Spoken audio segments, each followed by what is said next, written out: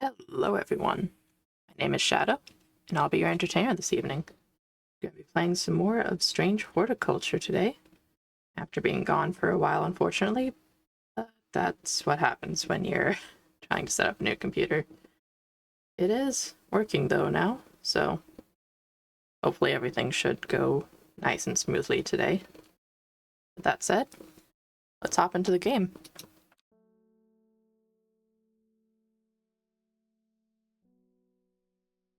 Earlier.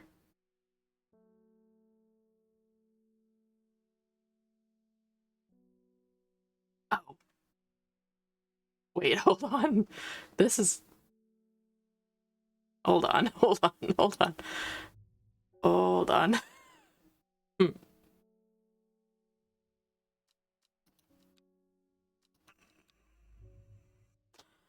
Okay, so, Strange Horticulture is not the game I'm supposed to be playing. That's how long it's been.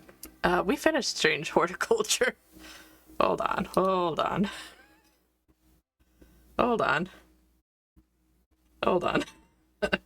I got this. We're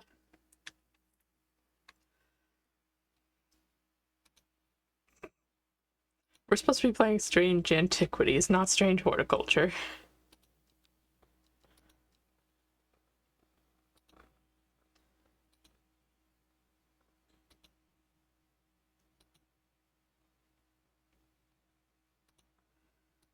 Close, but not the same.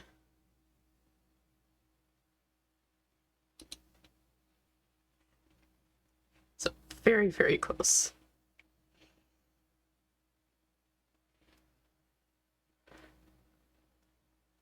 Luckily, these are not particularly large games, so it should take like a few seconds to fix that.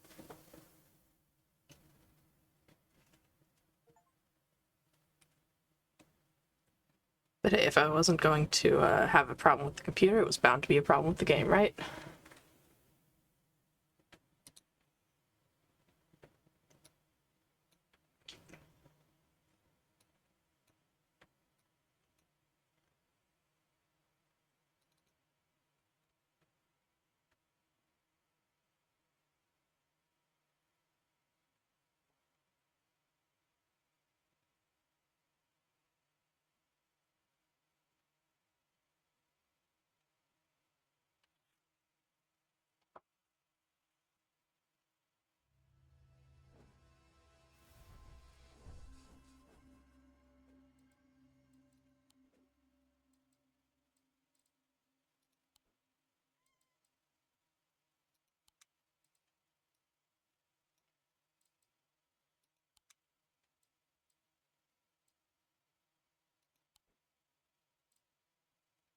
Okay, let's just get that on.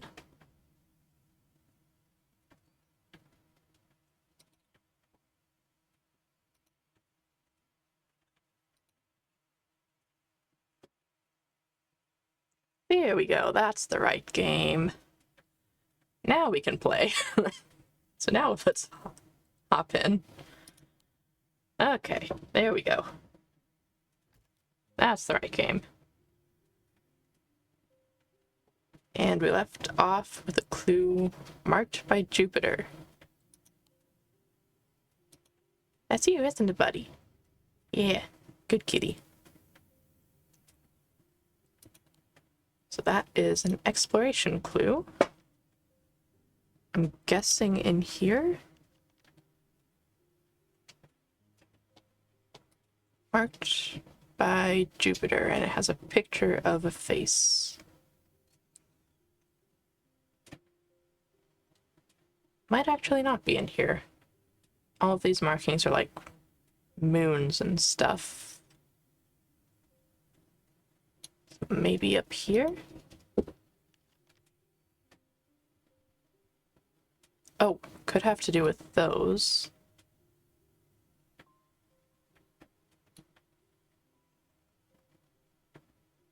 Symbology. It's the one for Jupiter.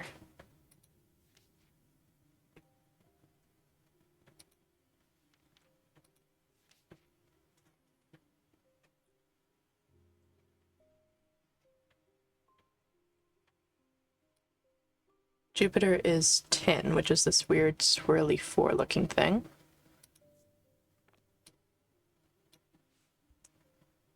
So, right here. The mark of Jupiter on my map leads me to a square room on the ground floor. Other than an intriguing note, there doesn't seem to be anything of interest until I notice that the bookshelf is mounted on a runner and can slide to one side. I push it and it glides easily, revealing a hidden recess in the wall behind it. Oop, wrong button.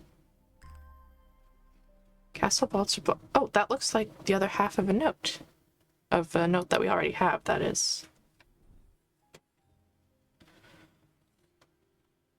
Hang this guy on up. Castle vaults are blocked by a diurnic seal. Can only be opened by...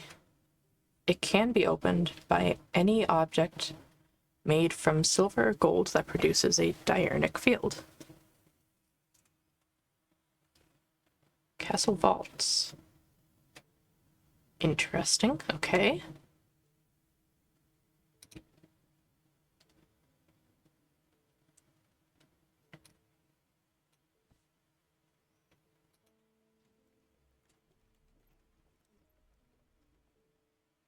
Silver or gold, the diurnic seal. I actually do need that back out.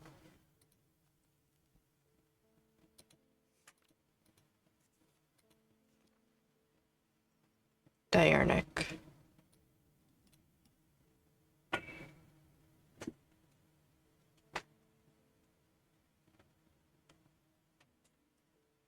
So we want this one down. No, that's Selenic. Why was I looking at that? This one goes all the way up. This goes down by 1.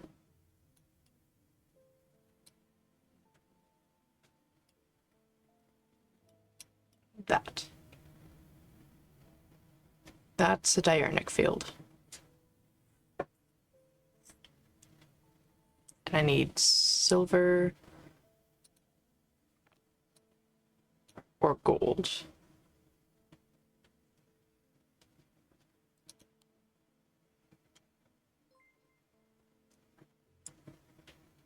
Oh, thank you, Lucid a Trey, for the follow. Hope you're enjoying the stream.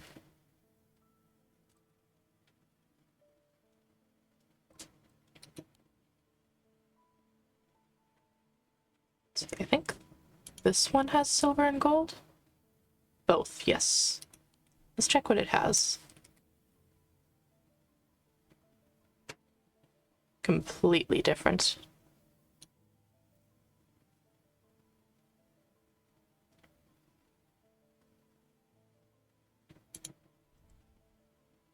And this one has some gold. I don't think it's going to be the answer to more than one riddle. It's not.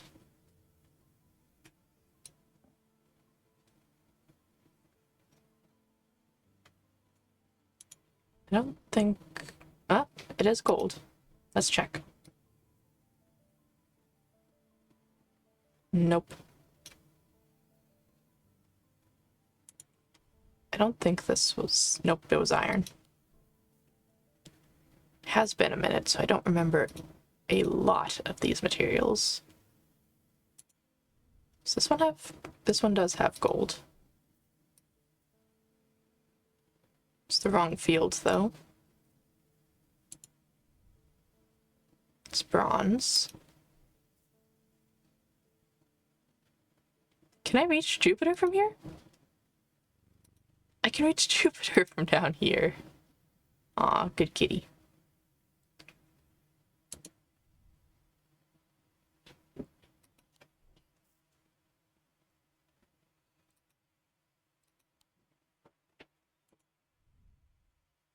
That's gold. It's also got a very unique composition.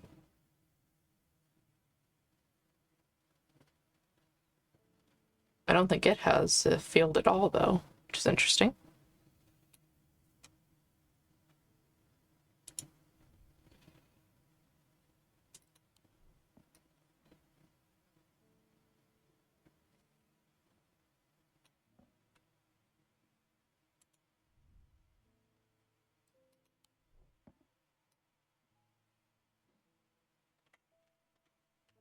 Oh, that is gold and a diurnic field. Silver or gold. So we can keep in mind the Moonstone Guardian is an answer to this. I don't think we know where the castle vaults are yet. I think we might need one more piece for that.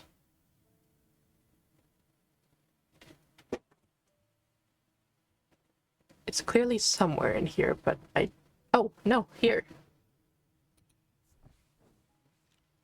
The vaults are blocked by a large iron door. It has no handle or keyhole, and it does not give in the slightest when I push against it. I realize it has been thaumatically sealed, but that's not much help. It's not clear what I need to open it.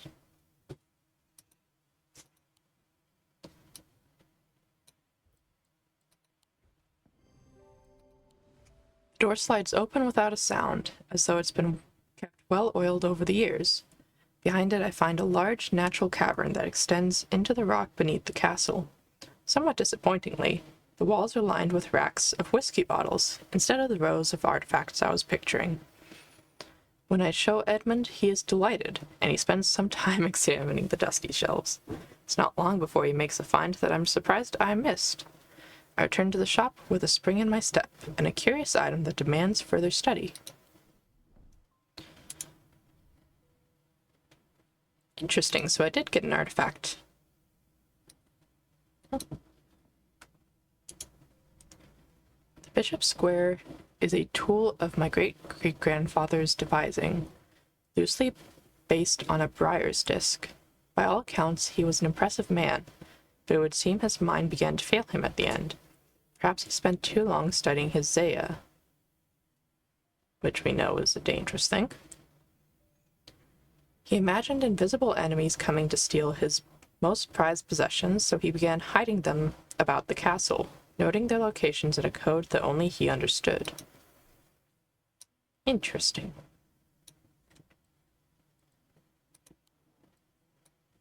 Let's go ahead and put those away.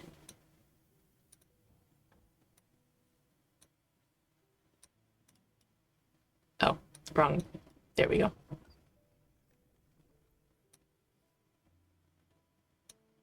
And we still don't have that, apparently, which is interesting. I guess we technically have a name for that one? Bishop Square. Oh, it's not even letting us label this. Maybe we shouldn't put it with the other artifacts, then. Leave it there. And call our first customer, Mr. Herschel. I can't say too much, but it's fallen to me to carry a secret that people would kill for. That people have killed for. That is concerning. It's a lot of weight to carry around in my head, and it's getting harder to bear around certain family members. It occurred to me that it would be safer in an ecumenical. Well, let's see if we have one.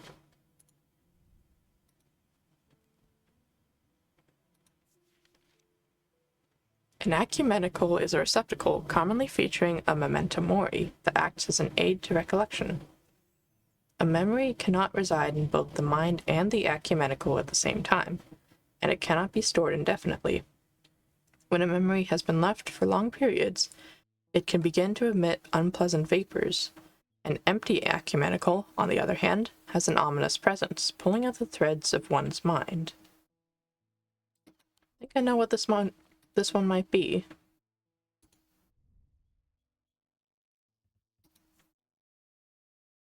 Oh, maybe not. Yeah, no, maybe not.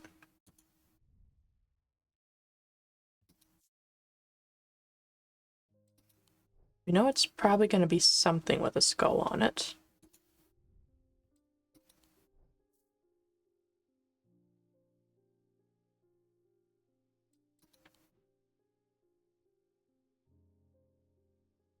And we don't have a lot of options there.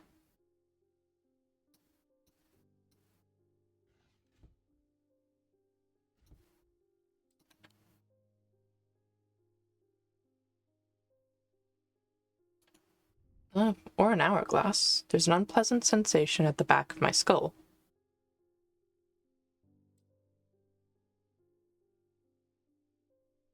Yeah, that would do.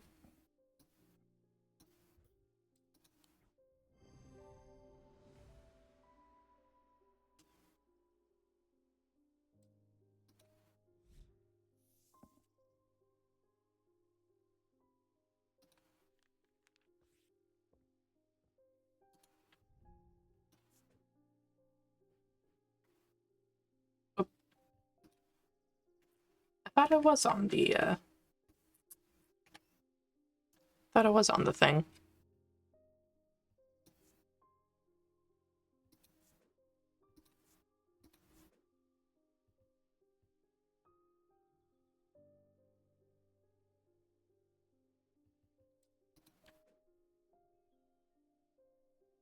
Yeah, we'll leave that one playing, actually. Hello, Jupiter. Good kitty. Oh, Mr. Schaefer, how are you today? People are getting restless. Followers of Holgar have been marching through the streets with that crazed priest at their head. Not long ago, that sort of behavior wouldn't have been tolerated in Undermere. Now there are people joining in. That is unfortunate. Only so much you can do with it, though.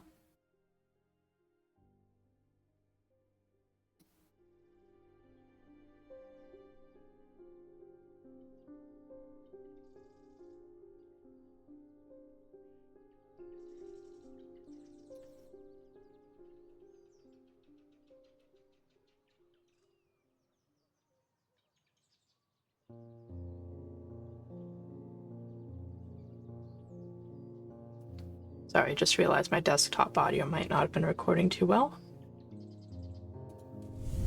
Hopefully that's better.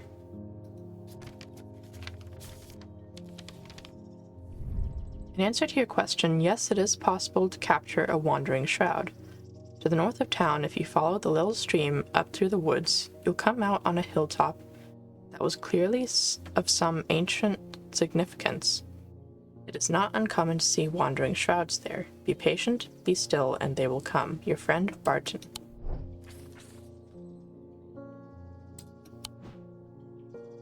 So I'll need this for that. I'm glad I have that labeled.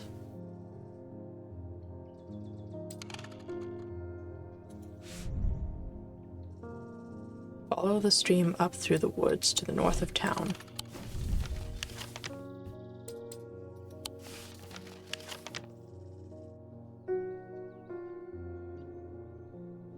Sure that is north.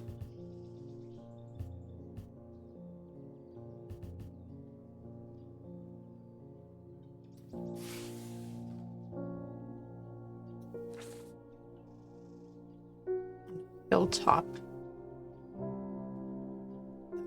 That was of some significance. So maybe the barrows?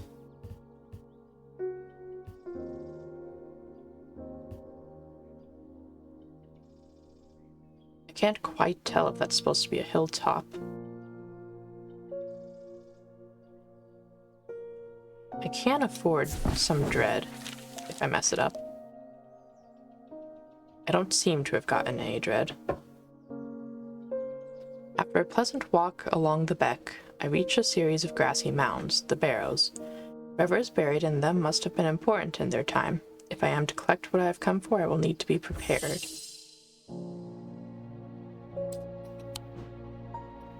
Assume with a spirit vault.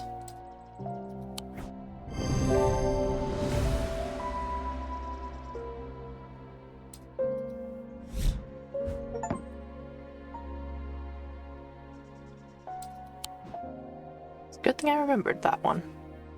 I sit and wait, quietly and patiently, not certain what exactly I'm looking for. For some time, nothing happens.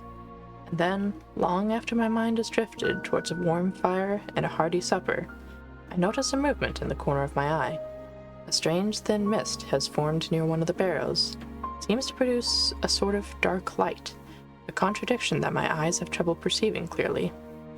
The ethereal creature, for surely this is a creature of some kind, ambles towards the vault that I have left out for this purpose, and I daren't breathe as it slowly nestles itself within the receptacle.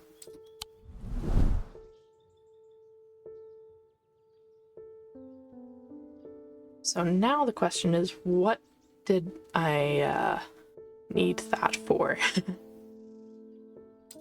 It was something in the crypt, right?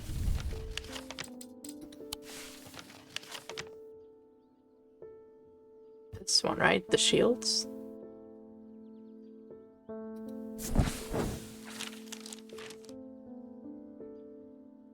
Because I can breathe? Not even Palians can clear the air here and render it safe to breathe. But there is a way. Slate miners who inhale the vapors produced by a spirit called a wandering shroud.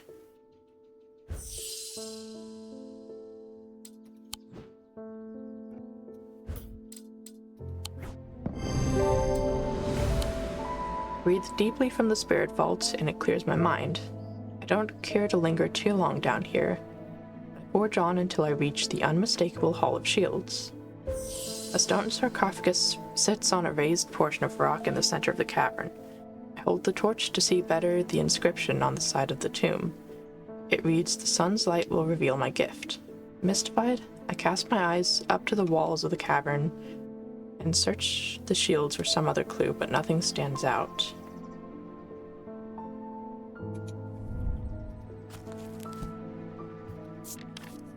Sun's light.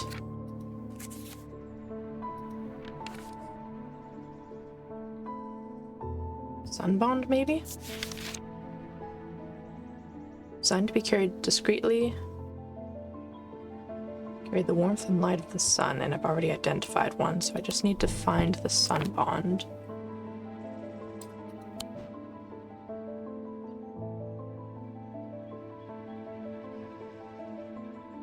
There.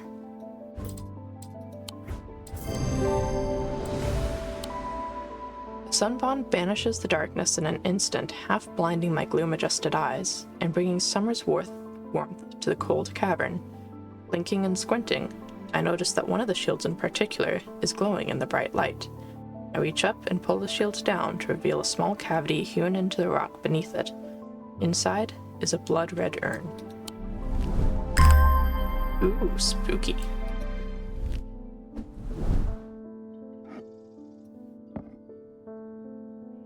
Why are you there? You're identified.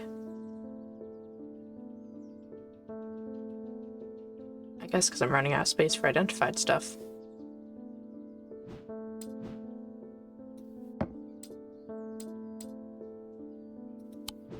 Oh no, I've got plenty of space. Just not on that side of the shop.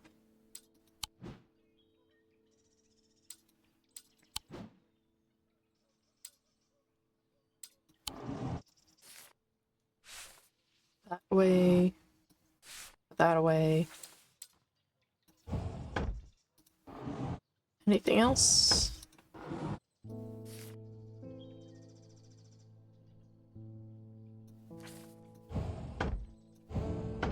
Nope. Next customer, please. Mr. Herschel, you're back. Got to thinking after I left earlier. Transferring the secret to an ecumenical only adds an extra step. Yes, it's safer than walking around with it in my head, but I wouldn't know where to find it. What I really need is a truth conduit, so that I can deceive them into thinking I know nothing at all.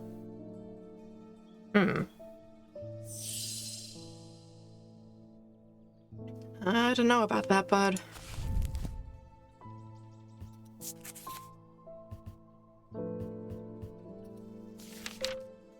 What in the world is this secret that you are struggling with so much?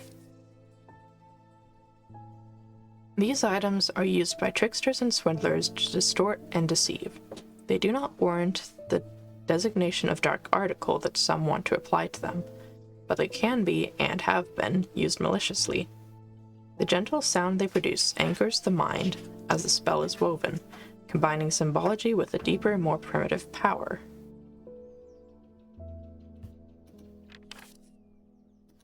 That's all we get.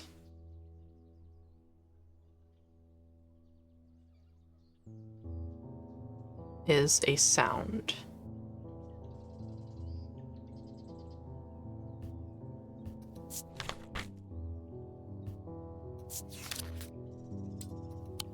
All we get is a sound. I guess we don't get a lot of sounds.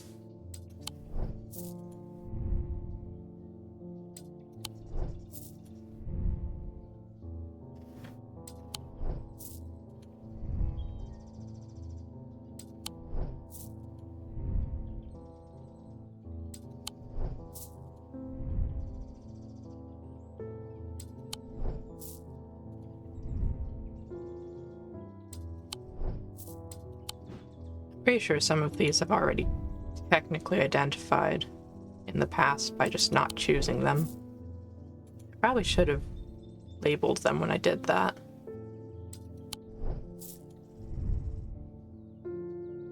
Smells of linseed. That's interesting. Not what we're looking for.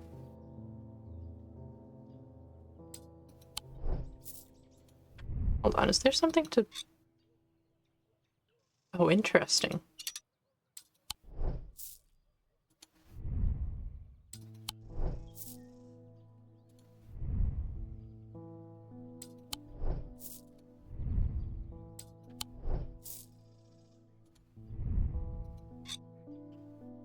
Interesting. I didn't even realize that was a thing.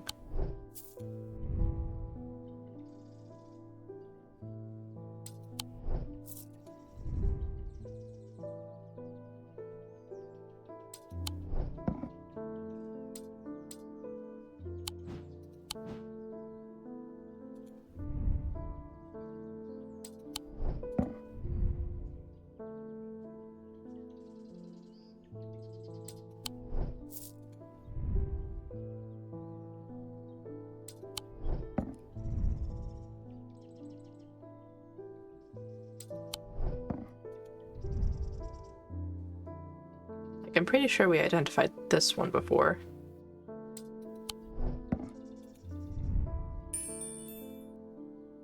It's a soft tinkling sound when it moves. That's the only one that's really had a sound so far.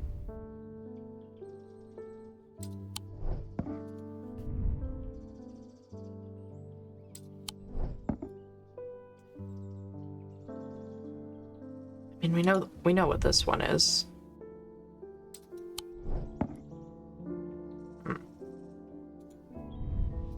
This is the part where we start looking at, like, symbols and stuff.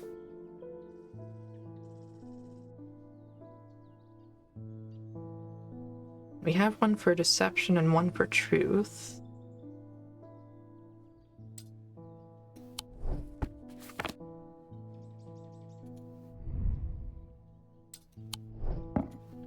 This one has the deception symbol on it, and it does have a sound.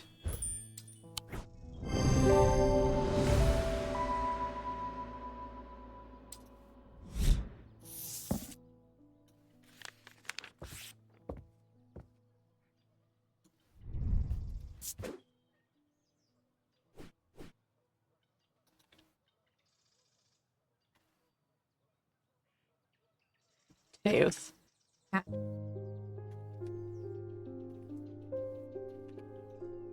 Truth conduit. Where's that deception symbol?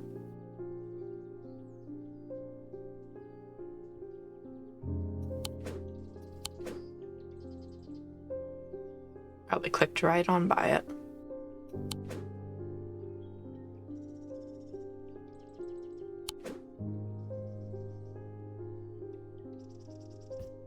There's the truth one right there. Oh, it's right next to it. Of course it is.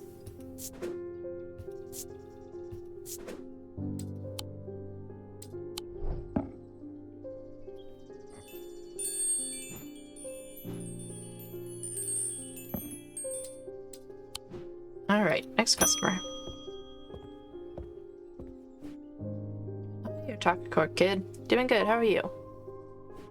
Sorry if that was a little late. Got a little focused on the game. Let's see. Tired, apathy.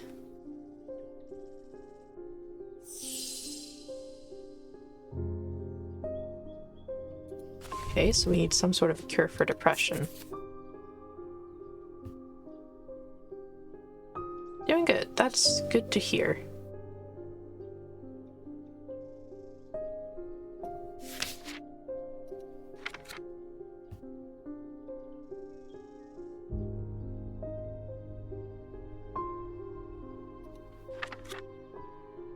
Maybe we look for energy?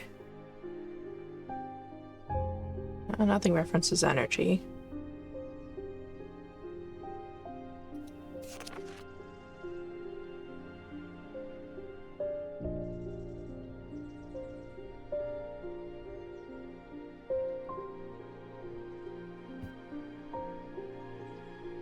We did call out Gray's Grace. One is a pendant to dispel melancholy. We've already identified one.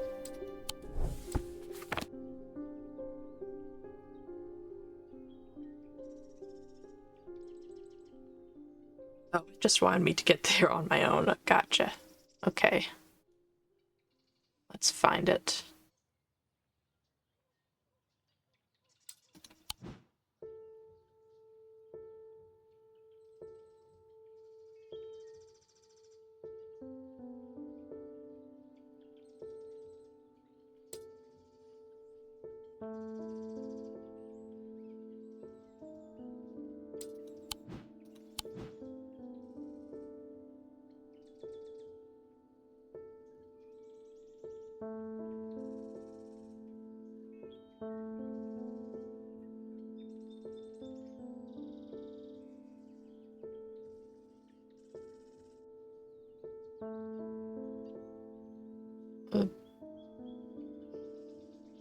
Did I forget to label it?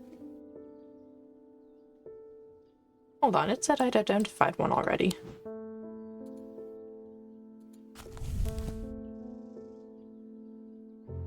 Share the design of the shadow catcher.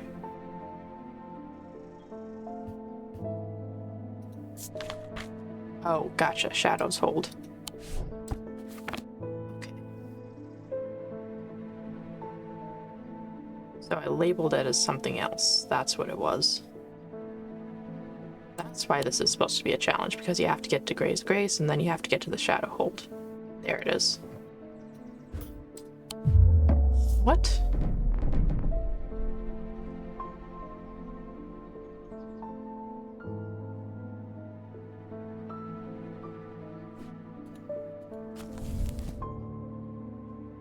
Oh, no, wait, hold on. It shares... It's not the shadow hold. It has the same design on it. So I did forget to label it, didn't I?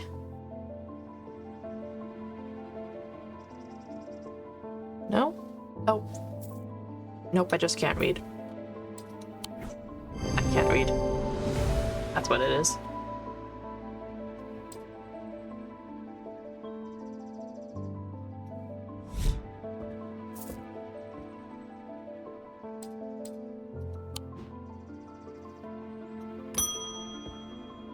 Hello, Mr. Potter.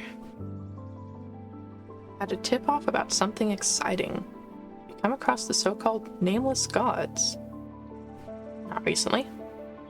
Did you also know that the tall stones that you sometimes find in high places were once doorways of some kind? Here's the exciting part. An inscription has appeared on the stone that sits atop Weatherlam. It's interesting. This is where you come in. I'm confident that a pit will open the doorway. The other option is a Babelia to read the inscription. But they say that if you read the language of the nameless gods, you become cursed, which I can't say I like the sound of. Leaning more towards the more direct approach, but then again, that could be dangerous too. So you either want to go through a doorway that you don't know that you can get back through, or you want to read a language that'll probably make you cursed. Sure, let's see what we got. Babelia. It's the reading one. The meaning of the unusual markings on a Babelia are not clear. They resemble a mantic field pattern, but the items themselves do not produce a mantic field. Can be used to aid in the translation of foreign texts, though they require some skill. And then the other one was a pit.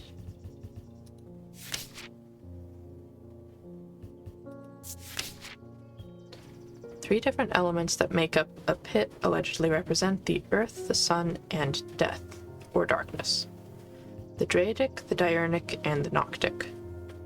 These energies balance in such a way that the objects do not produce a recognizable thaumic field. They can be directed to emit powerful vibrations capable of cracking solid rock. So you want to break open the doorway. You know what? I think I'm gonna get you the Babelia. Because I think it'll be better for you to go crazy than for you to anger a friggin' god by breaking open their rock. So we want markings that look like a mantic field, but don't produce a mantic field. And I think I know what I'm looking for. It's gonna be one of these two, I think.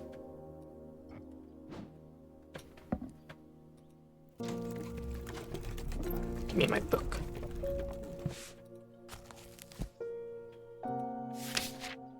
Oop, too far.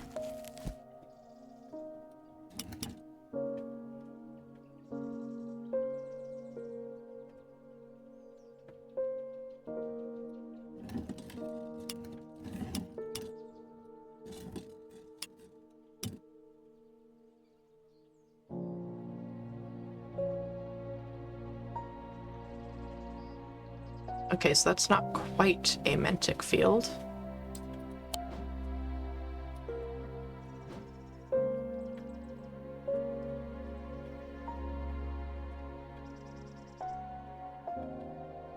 That one looks like it has maybe a mantic symbol, but not a mantic field.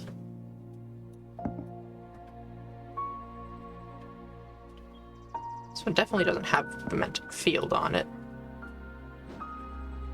The symbols are kind of close. That's regular thaumic symbols.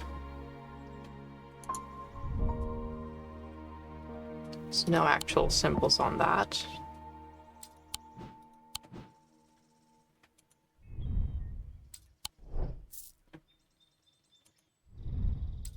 No symbols.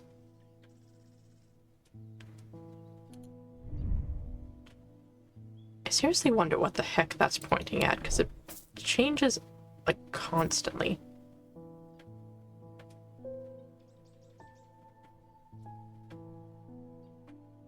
Like, it's pointing at that guy right now.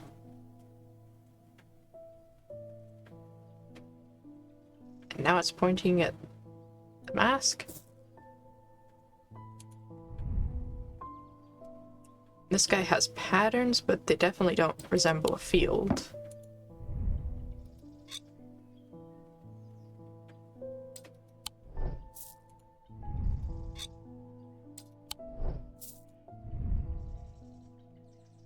Those are just normal thaumic symbols, I think.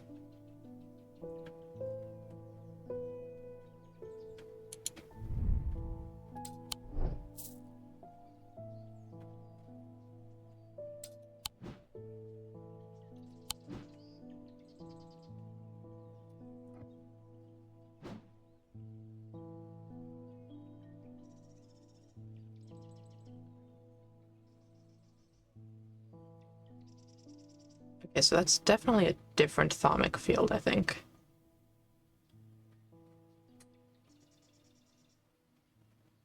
Or no. Okay, that is a mantic field, so it's definitely not this one. Which makes this the closest option, I think. Oh, wait. That is kind of similar to a mantic field if you look at it, like, diagonally. So I think that's the Babelia.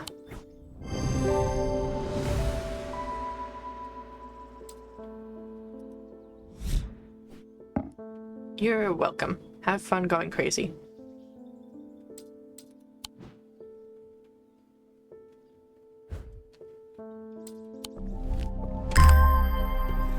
And we got a weird gold totem for it. Another thing to have to identify later.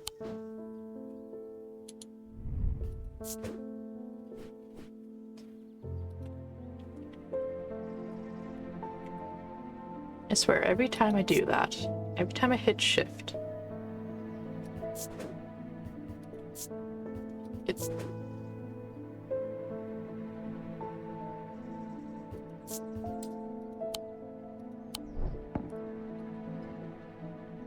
I am quite certain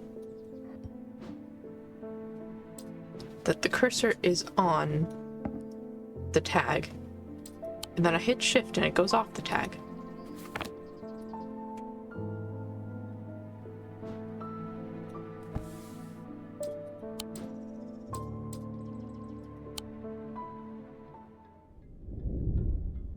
With dreams of earning his fortune long banished from his mind, the man brought the casket to a trusted friend, a curator of a museum in Undermere.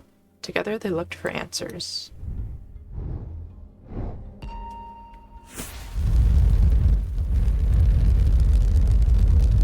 Ooh, a sword. With vines. Oh, that's cool. Buried with the Knight of Thorns.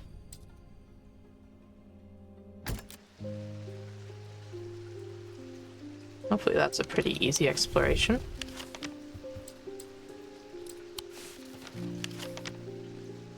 The Knight of Thorns. Who's that gonna be?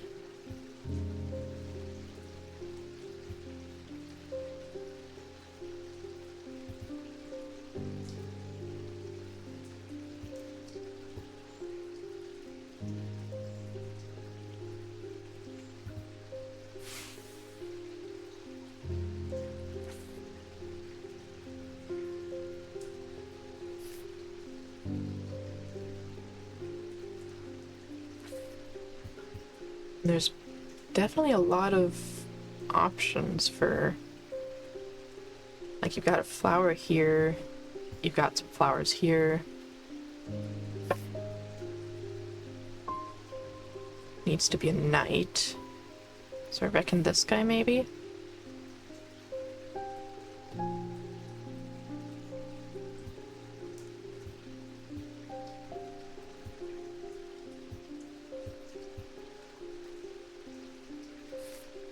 It's not obviously thorns, though. You would think that would be the obvious piece.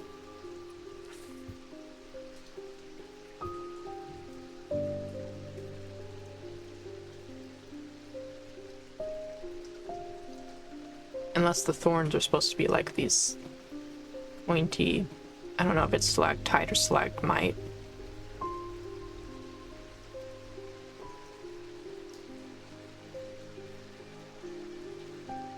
What's a little rising dread in the morning? There's nothing here. So not that one.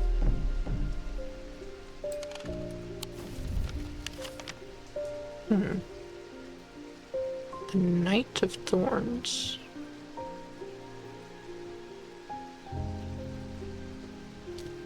Well, there's only 3 obvious knights. That one we've already checked. Could he be somewhere else? I don't think so.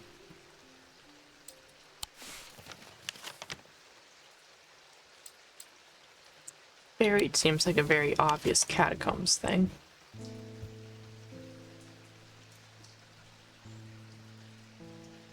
I doubt it's this, but those are very thorny.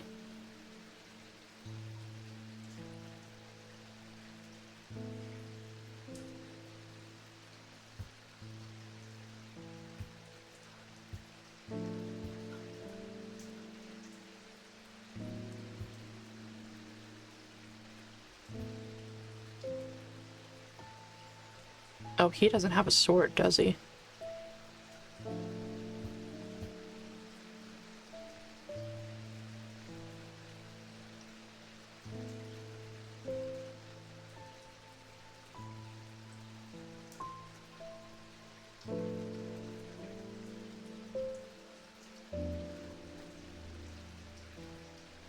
I might have to just come back to that one.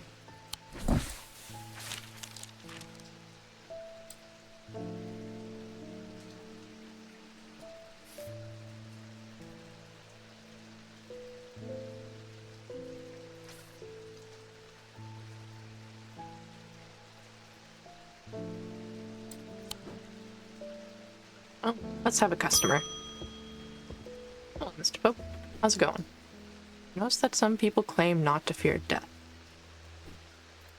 They say that dying scares them, but not death itself. Oh.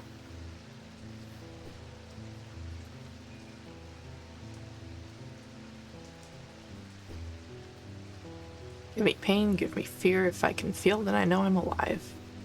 Going back to nothingness, that's what I fear. I'm going to do my best to live forever, starting today with a loam. You know what? Fair enough.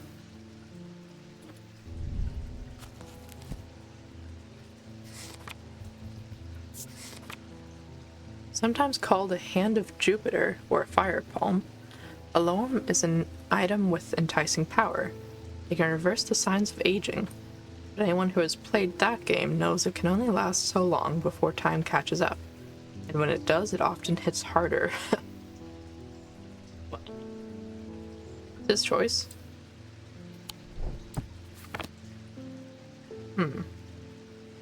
Hand of Jupiter, huh? Got a few hands. Fire palm.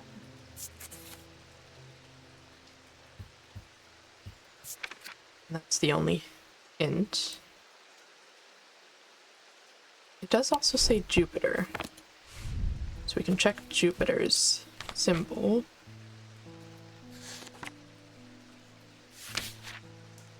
Which is 10.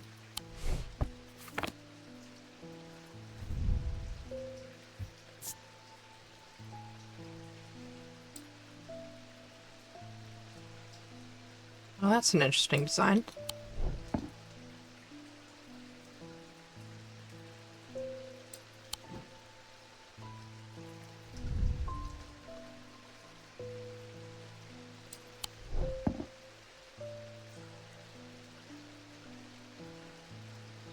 Okay, we know it's probably not this one.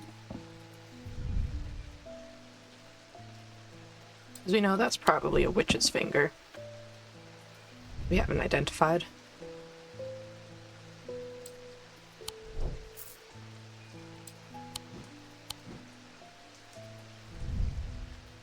Pin. And hand-shaped. Currently the best candidate.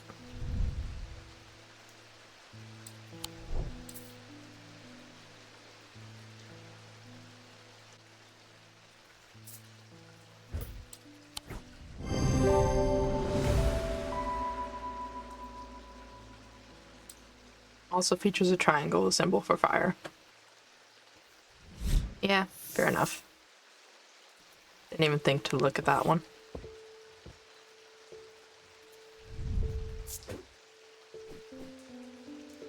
See, like there, it was most definitely on the friggin'...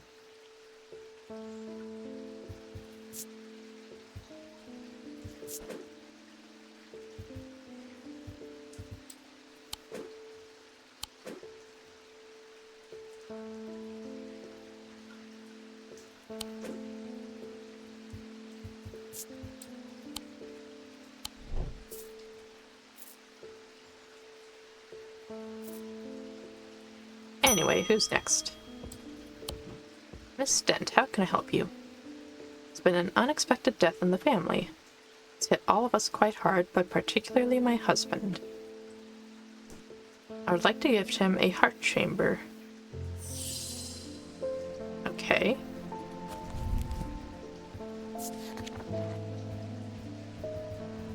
Let's see.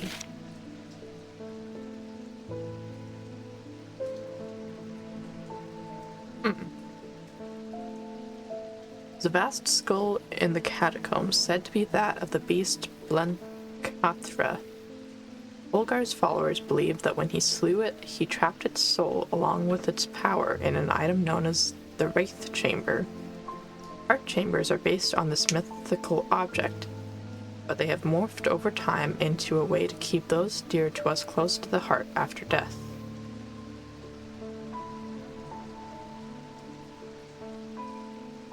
I can see this. I know that is like right here. Just gonna check what that symbol means.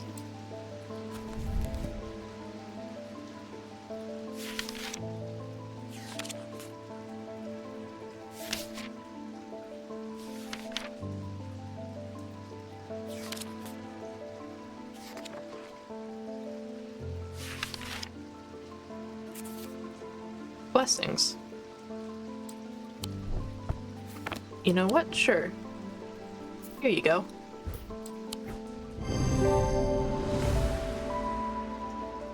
Appears in the sketch and bears a symbol that resembles the Holgen Grimm mask. You know what? That's actually a good point. I didn't even notice that one.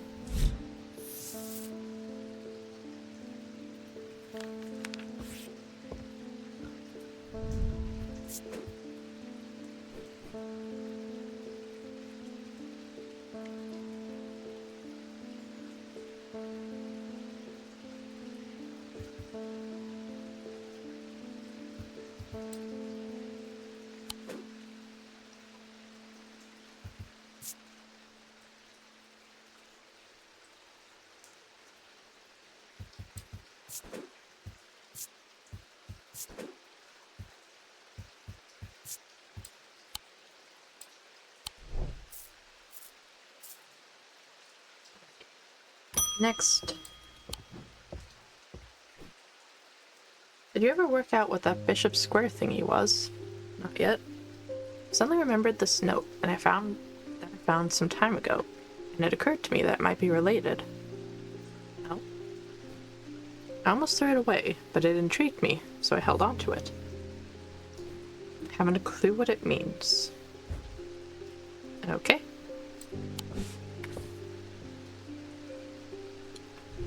Blessings in spring, rising in autumn.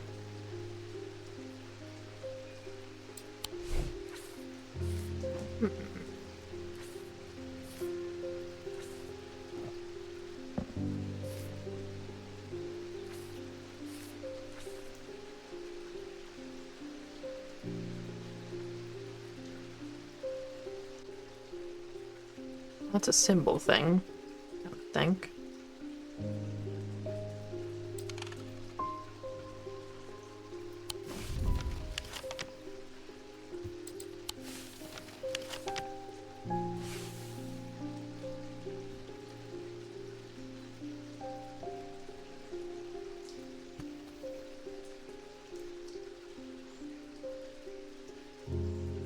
Which one is spring? Hold on.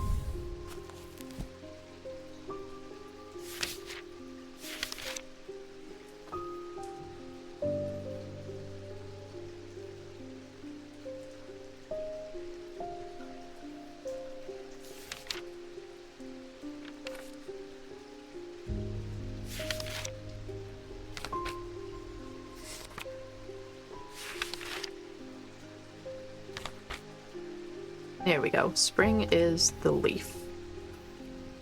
And rising's in autumn, which is the one that looks like an acorn.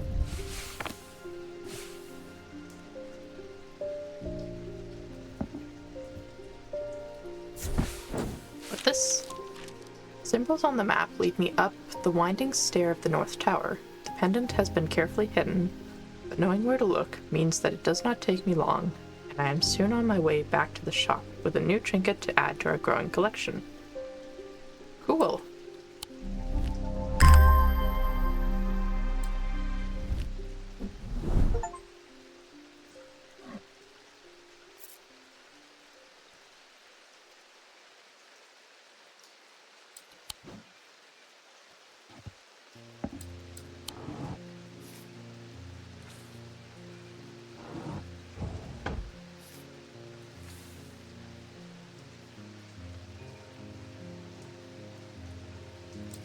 still want to figure out the Knight of Thorns, though.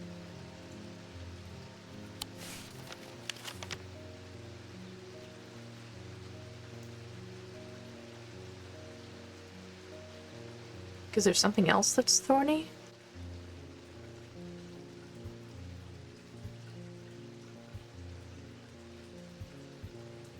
Alternatively, I can wait until the end of the day to make sure I don't have too much Rising Dread.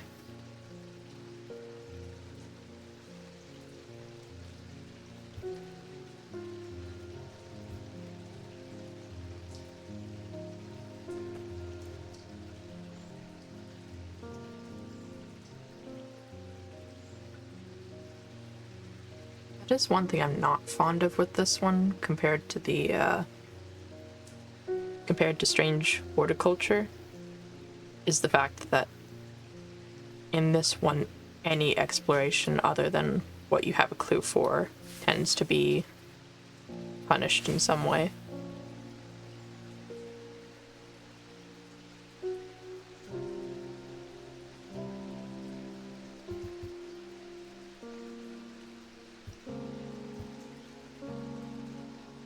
Like in Strange Horticulture, you could generally just go look at things just to go look at things. And most of them would not give you a Rising Dread, unless you went somewhere that had something going on. Something isn't right at the museum. Worried it's all my fault. I'd hoped my brother would be back by now. I had an idea, though. I'm no thaumaturge, but I think I can weaken it using a witherance.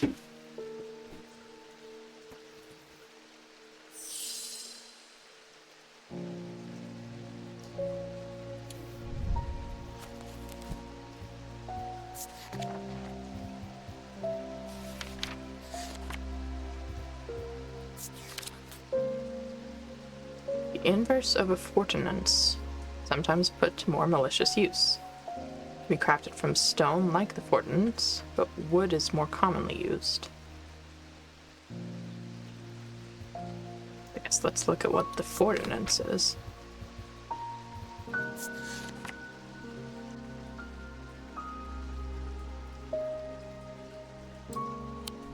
Okay, so we want wood or stone, and the opposite of a fortinance.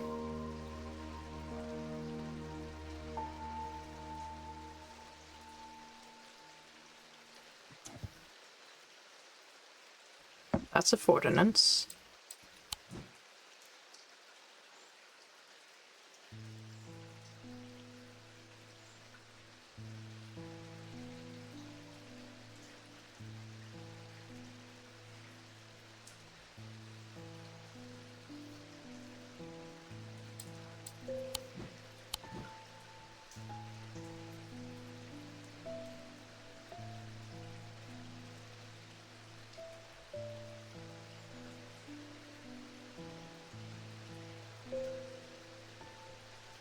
There's no obvious opposite for it, but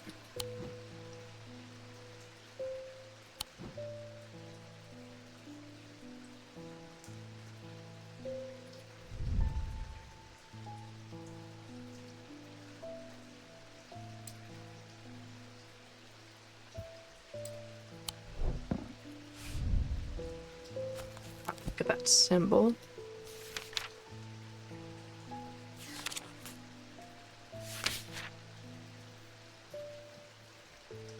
Strength.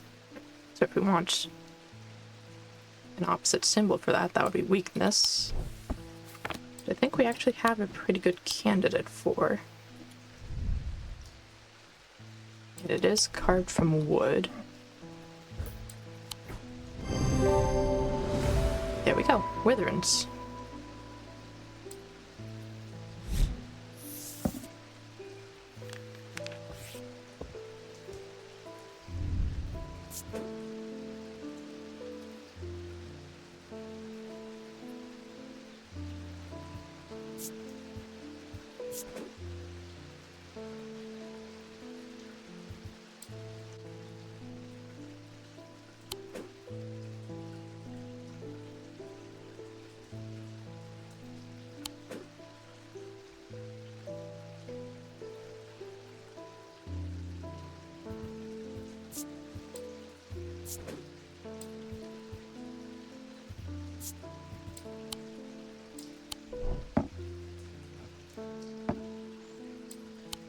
Go ahead and put that guy away. And who's next? Mr. Priestley, how can we help you? Mind is severed. Need mether.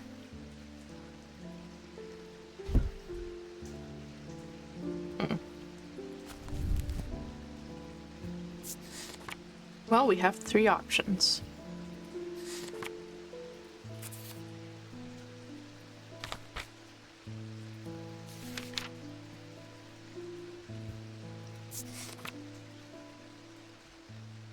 The solemn variety is considered the most powerful. It permits the drinker to forge pathways in the mind to recall that which has been forgotten or to repair that which has been broken. Produces a noticeably stronger thaumic field than the other 2 types.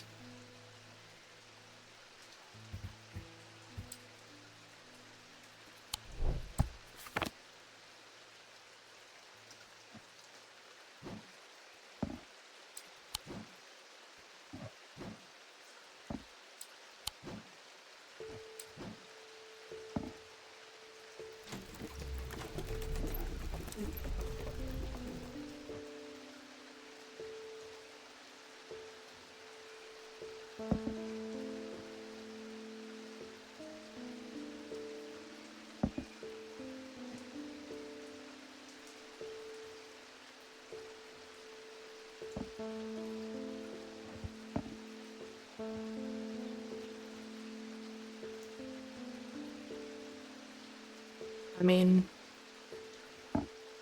we have 2 options. I think what we're currently looking at is probably this one with the leaf.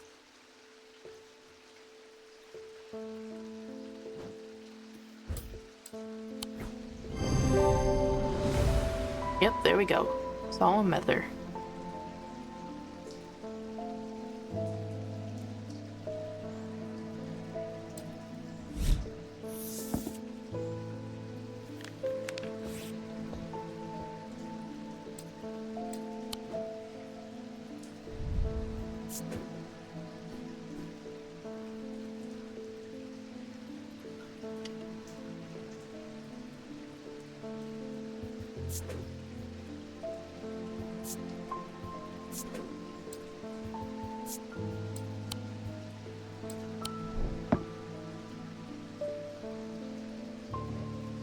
So then this should be the abrasive mether then.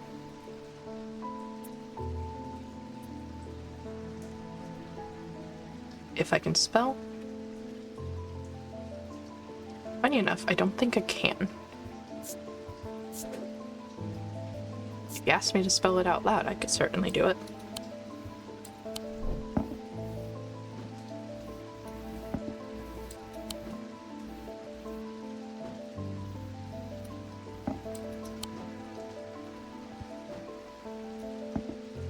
But not typing or writing. That's just not how words work. Francesca Robertson, nice to see you again. Discovered something via the thaumic needle. The woman who tried to swim across the lake was compelled to do so by some invisible force. She was looking for something, and whatever it is, it's right here in Undermere. That's not all. I decided to experiment with the Umbra. When I was under its spell, I heard whispers. Something was calling to me, and it left me feeling terribly afraid. This must be what's keeping my patients in their trance-like state. I've never used a Gaudian siren before, but it occurred to me that I might be able to use it to drown out the whispers.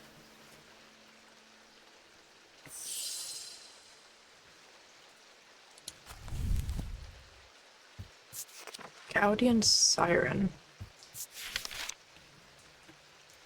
Spooky. Although these are similar in form to thaumic needles, Gaudian sirens serve a different purpose. They create a strong compulsion, like a siren's call, that can be used to divert attention.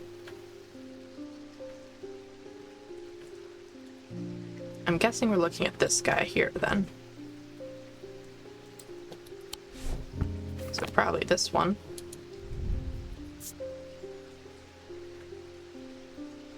Takes great effort to tear my eyes away. Yep.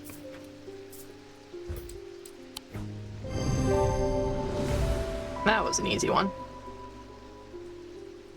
It's a lot easier now that I know I'm supposed to be looking at the sketches in the books and stuff.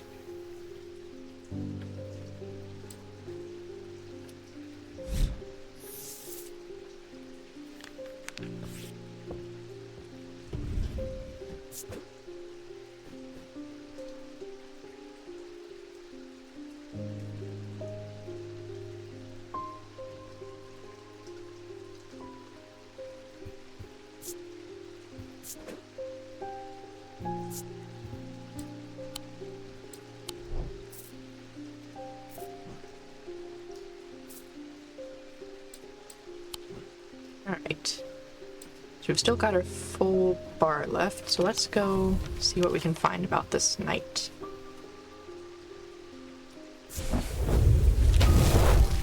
Oh. It was literally just the only knight that had an actual sword. The tomb of the Knight of Thorns resides alongside an ossuary filled with the unknown dead from the Battle of Suther Fell. It is an unpleasant place that I do not plan to linger in.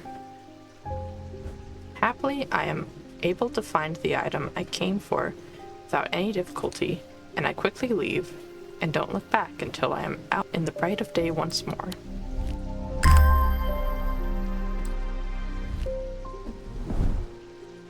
Okay then.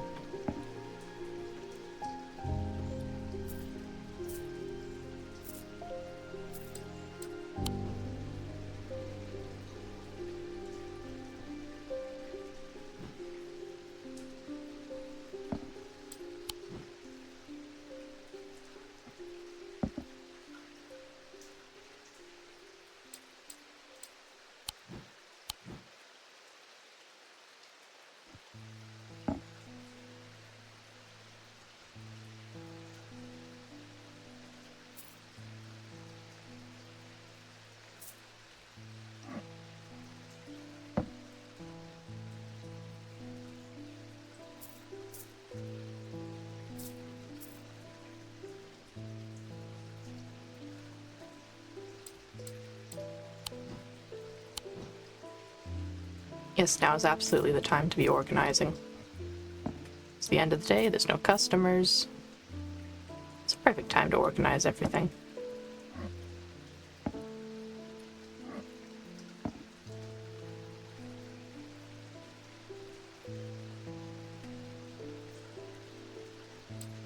Anyway. The curator learned that the Nalian casket is a dark article, a class reserved for the most cursed and the most dangerous of objects. He locked it away deep within the museum's archives, along with other such artifacts that are best kept from public eyes.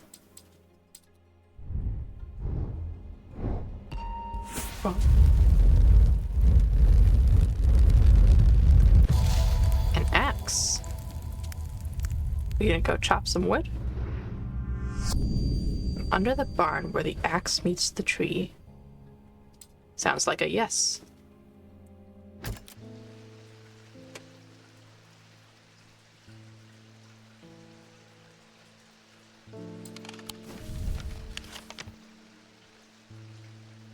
Under the barn where the axe meets the tree.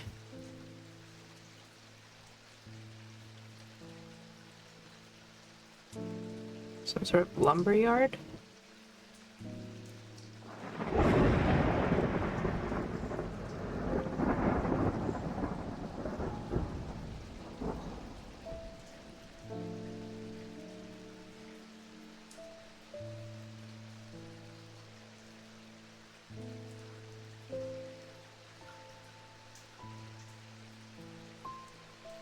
Even just anything called a barn.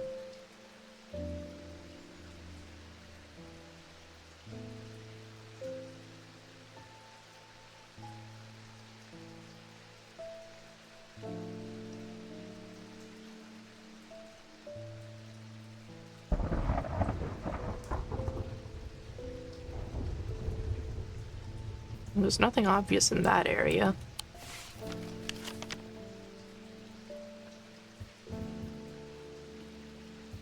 I didn't figure these guys would have a lumber yard, but... Oh, hold on. Mars in winter, rising in summer. Mars, which one's Mars?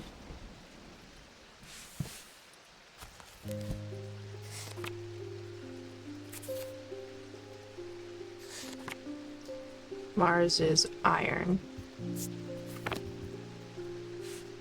Go away.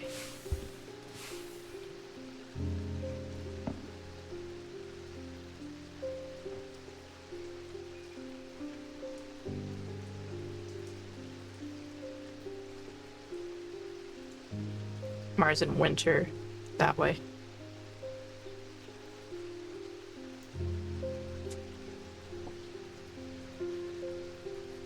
Rising in summer?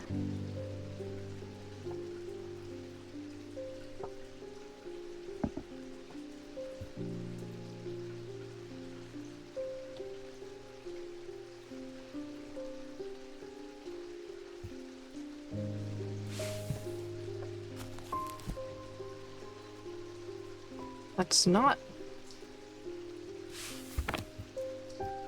It's not stairs. The smells and sounds of cooking greet me as I enter the castle kitchens. I feel a little foolish as I try to avoid the cook's glares while following the clues left to me by a mad old man. What was I thinking? I'm not going to find anything here. And yet, on the exact spot where the map leads me, there is something. A floorboard that has been cut and replaced. With a little difficulty, I lift it up and feel around in the cavity below before my fingertips grasp something hard. Huh. Would you look at that? Mad old man indeed.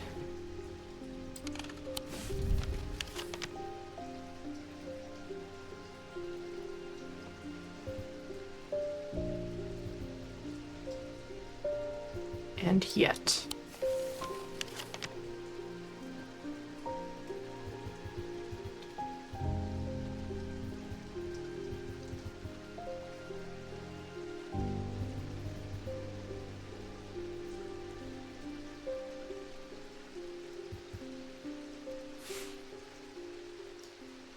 Under the barn where the axe meets the tree.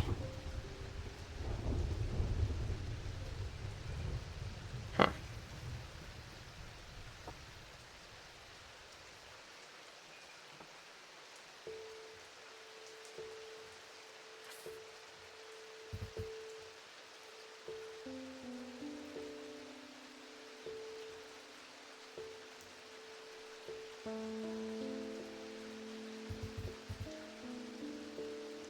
Quarries are for stone.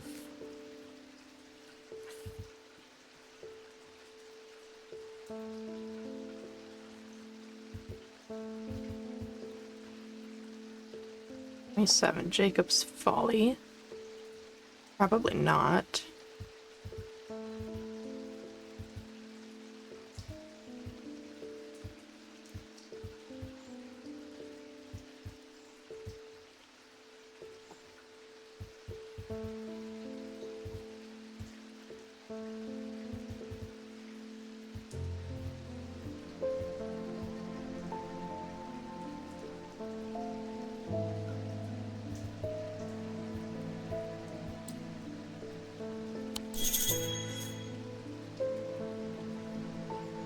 Yeah, that's not a helpful hint.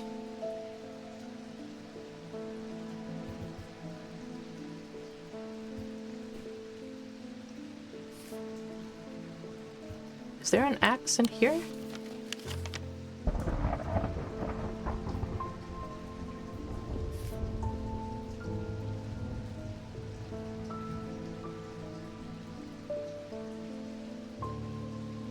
Don't think so.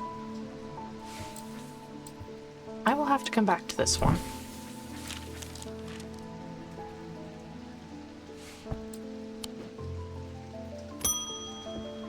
Hello, Simone. How are you doing? Good morning. Yes, and to you too, Jupiter.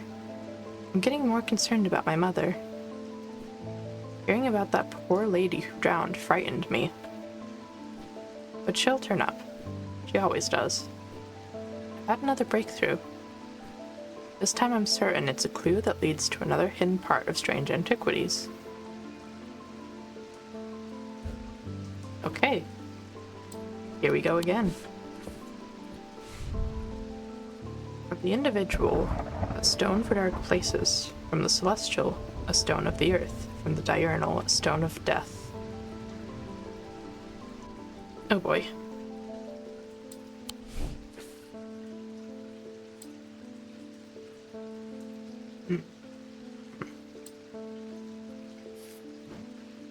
Yep.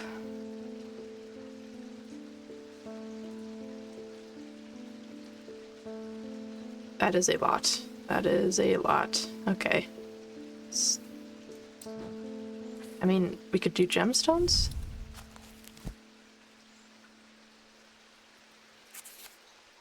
Stone for dark purposes, so that's bloodstone. Stone of the earth. Could be jade.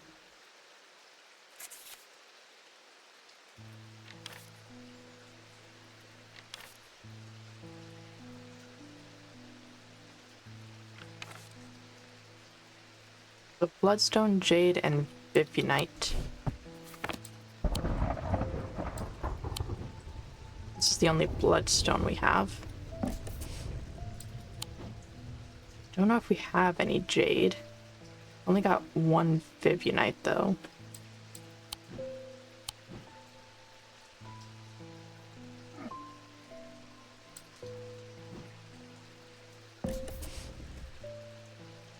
Then jade. It's unfortunate because it's a green gemstone. And there's a lot of that.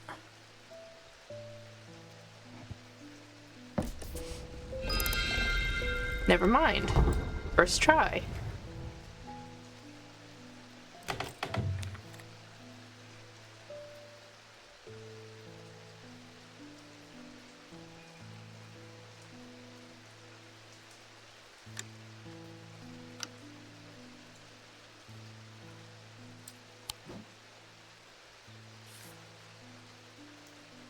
Oh boy, that's all it gave me.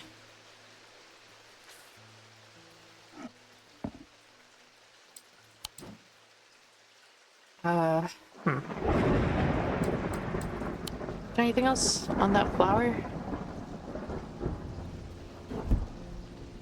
No?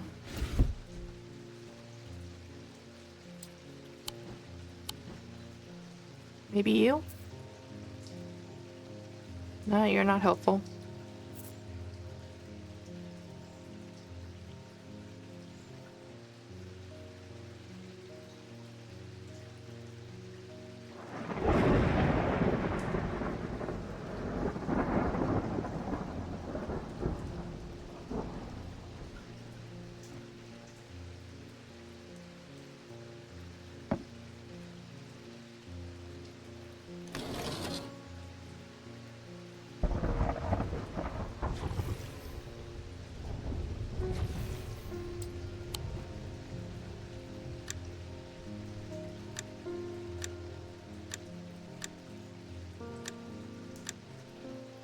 So there's definitely a specific pattern here.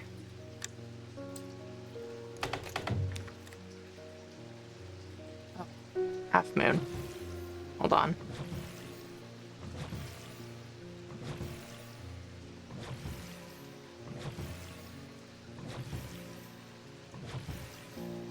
One more.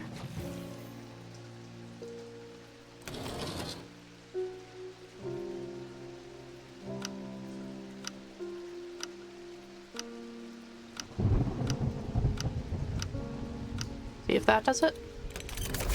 Yeah. Okay. And we get a pendant made of malachite that was suspended in space for some reason. I feel like it was probably stored that way on purpose.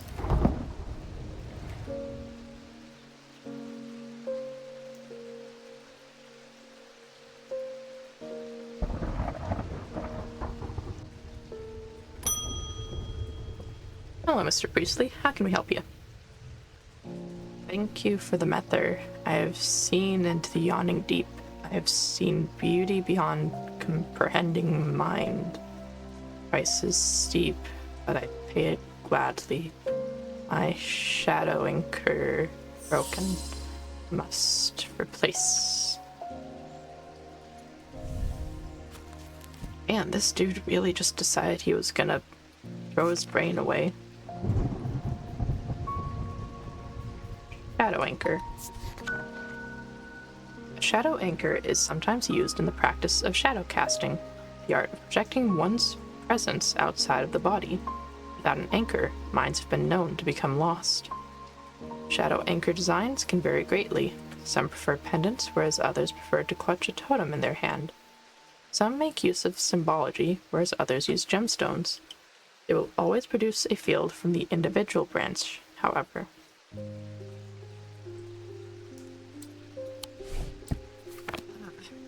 Hopeful. Also, you go away.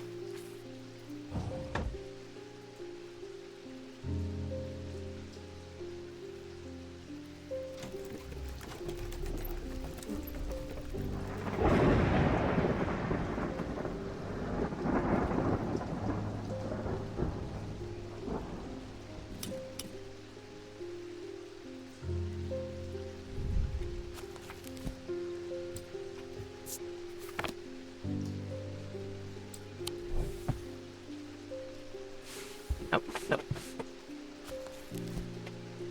So we're looking for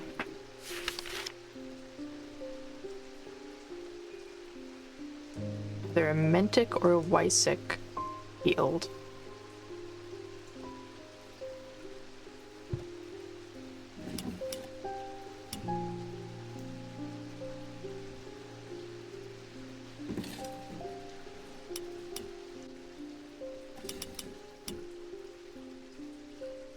Okay, I remember that field. What's Wysick? Wysick.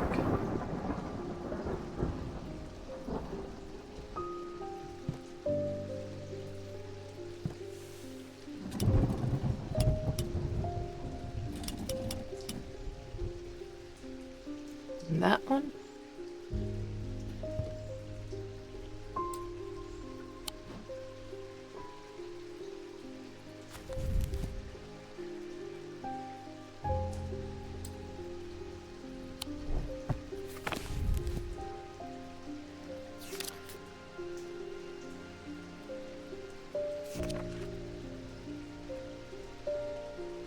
Moonstone might be a useful one for this.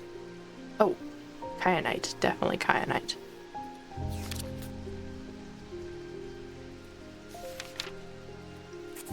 Yeah, it's definitely going to be kyanite. They're not going to leave that up to interpretation.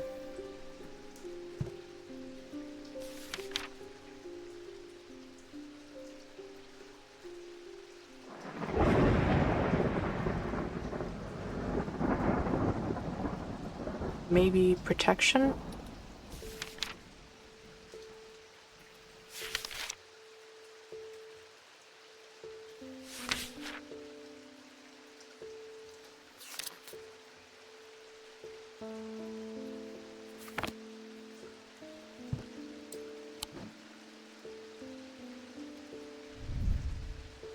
Blue gemstone.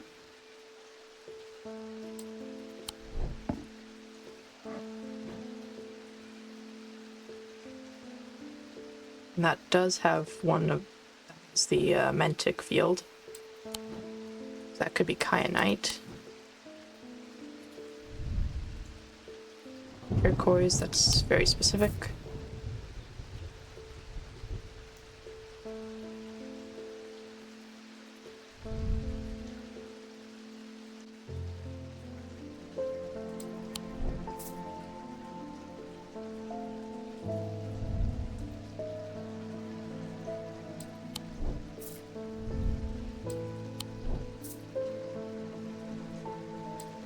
I think we give that one a shot for the shadow anchor.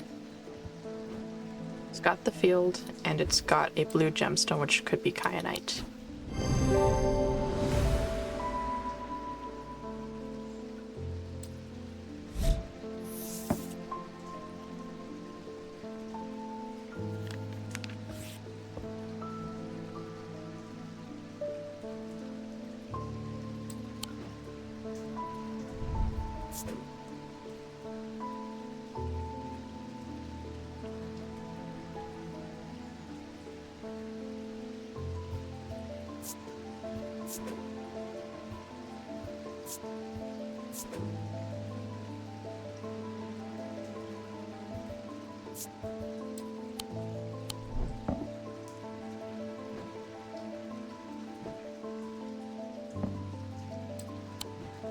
Alright, who's next?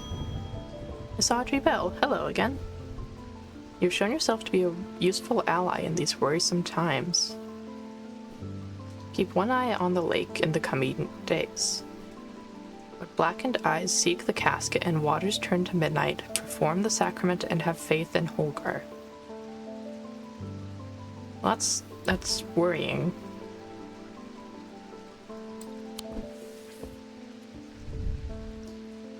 Sacrament is a baptism ceremony in which one's life is pledged to the warrior god Holgar. It is performed by a blood priest within a stone circle. In spring, a charm of green growth. In summer, a pendant of the yellow sun. In autumn, an instrument of the red night. In winter, a totem of blue fire.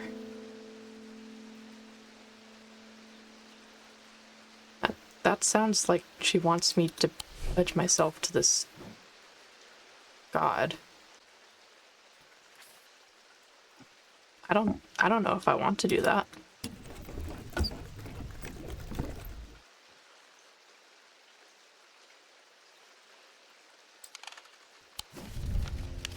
Let's see if we can figure out the axe thing again, just real quick.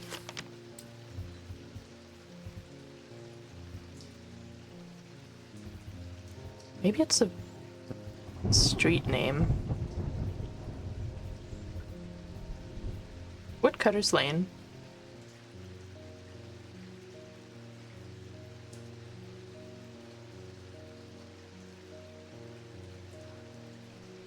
There is a Woodcutter's Lane. That is a thing. Barn where the axe meets the tree.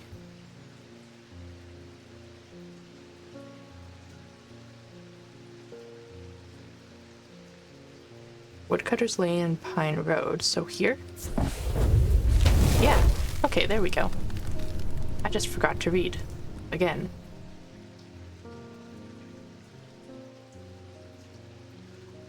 Someday I'll learn to read. To the side of the house sits a dilapidated barn. The stench of manure is overpowering. There's no sign of an owner, so I search carefully, not sure exactly what I'm looking for. Suddenly I spy a flash of blue. A bottle. This is it.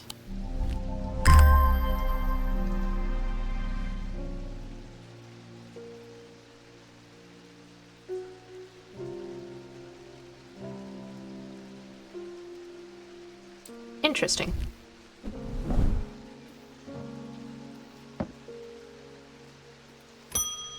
Hello again, Mr. Schaefer. I'm afraid this letter was sorted incorrectly and has ended up doing a round trip to Kendall and back. Better late than never. Well, that depends on what's in it.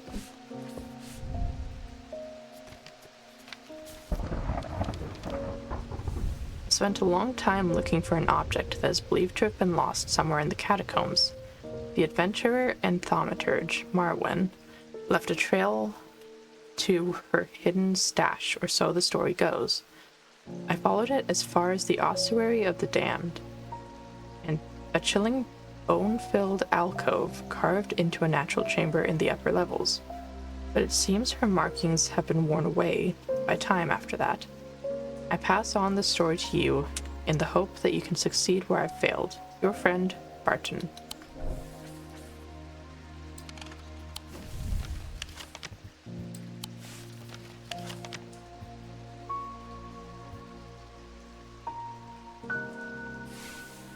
Wrong one.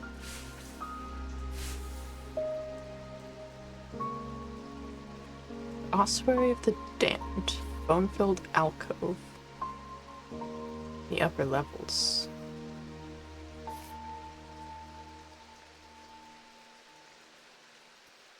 This one, maybe?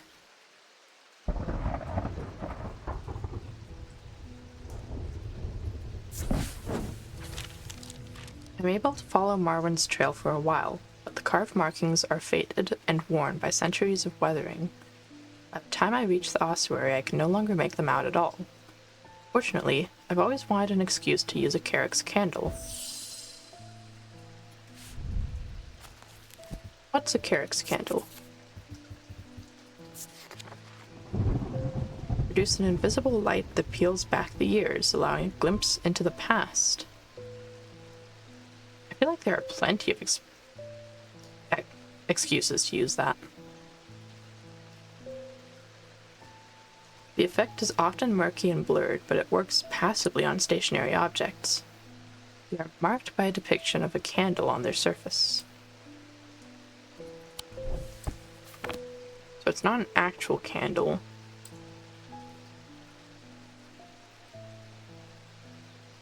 It's a depiction of a candle.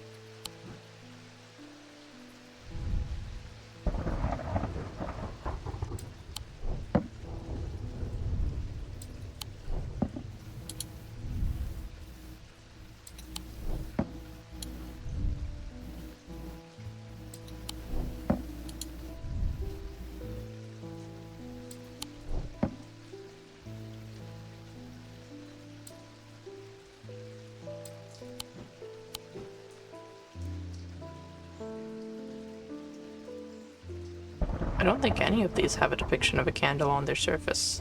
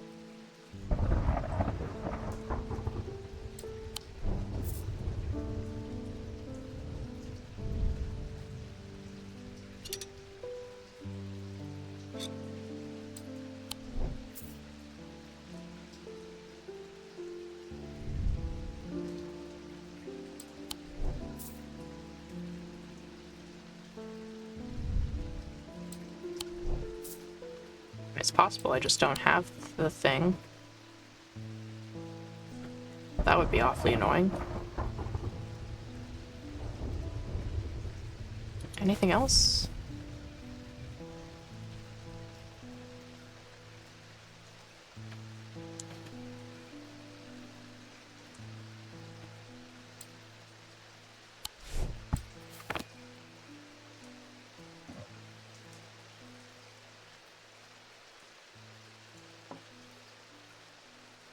I mean, I didn't think that was going to do anything, but still.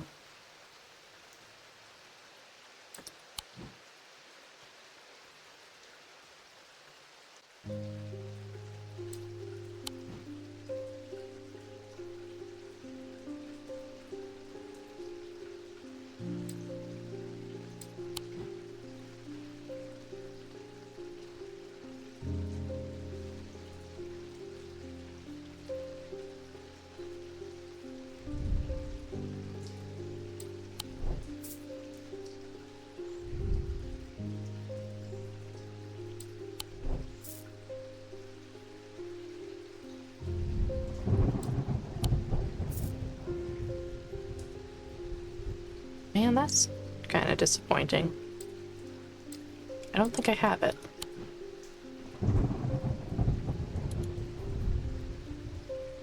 I'm pretty sure it's not that.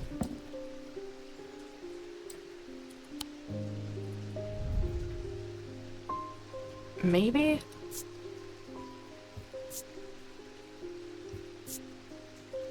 Crumbly. I'm pretty certain it's not that.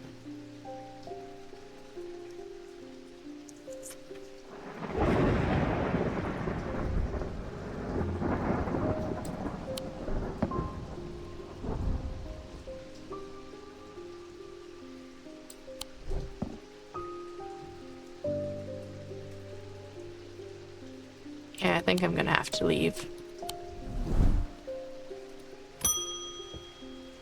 Hello again, Mr. Potter. Oomph. Oomph. Oomph. I'd say you successfully got yourself cursed.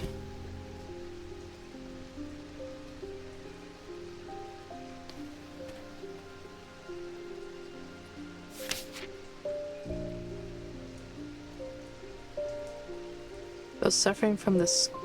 Nope. Torment's paralysis. There we go.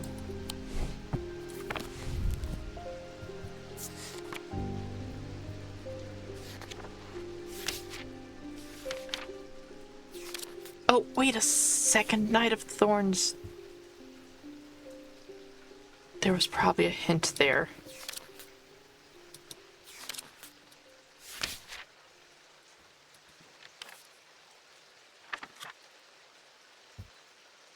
Tormund's Bane. These can be rolled along the tongue to cure Tormund's paralysis, or worn about the neck to protect against the curse. Like most items that ward against curses, they emit a diurnic field pattern.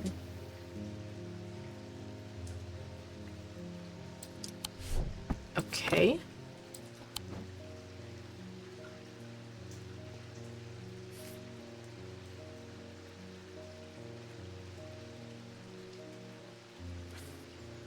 So most of what I get here is the diurnic field pattern.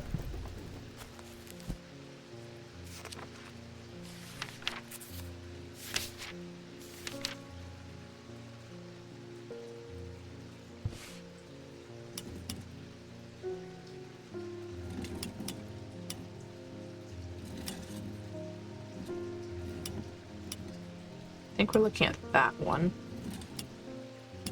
And there.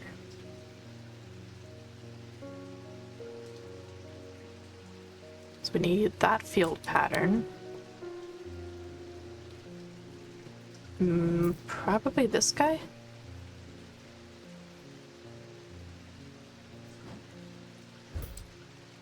Since it looks rollable.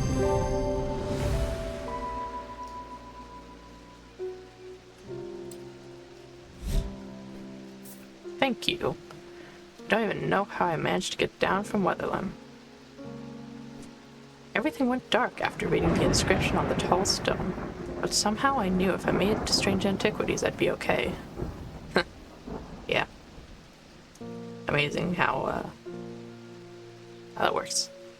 Through the darkness I received a message from one of the Nameless Ones. They seek an item called the Nalian Casket. If we give it to them, they promise to free those it has infected. I don't think we have a choice. At least we can be certain of one thing. If they have the casket, they will not allow it to be opened. All they desire, all they value is power, and opening the casket would release all of its contained power. Okay then.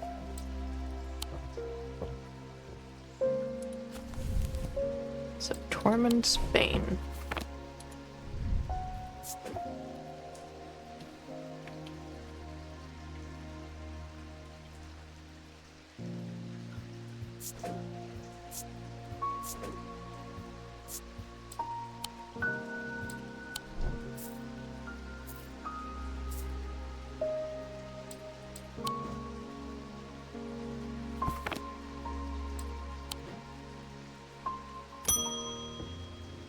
Verona Green, you're back, and your eyes are... The time has come to decide, Thaumaturge. The casket wants to be opened. The casket will be opened. Nothing can stop it now, and yet there is still a part of this mind that will not be quieted. Huh. Help me calm this clamoring rage inside my head. This is your chance to elevate yourself above the scurrying ants that absently crawl through their meaningless lives. Zephyrim or Abrasive Mether? I'm guessing Abrasive Mether.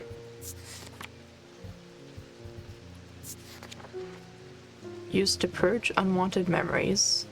As with any procedure that can alter the mind, it should be used sparingly and considerately.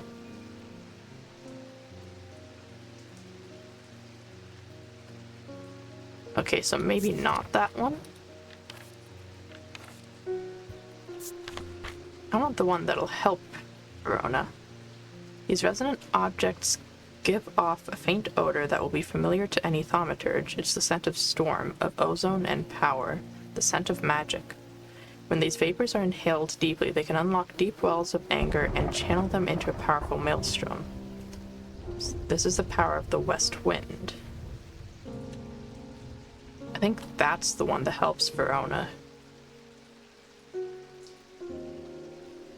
So I need the smell of ozone.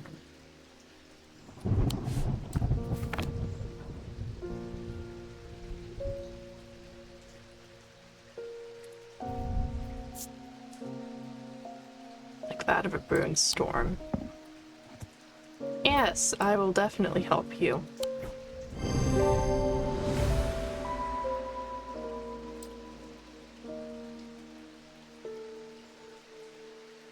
Resonance compass.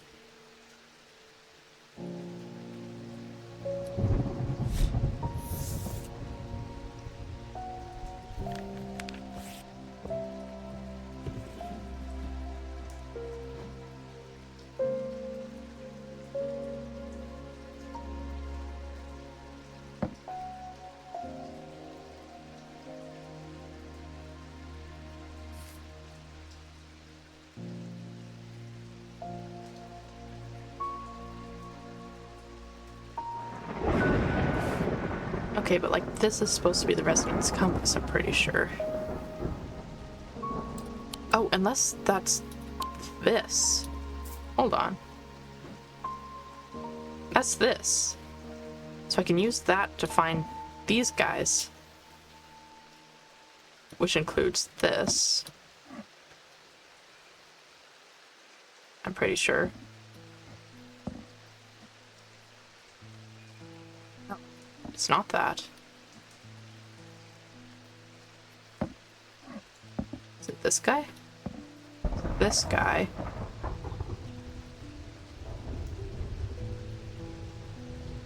There's another one up there.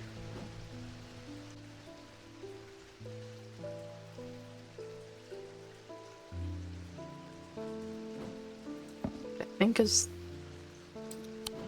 this guy?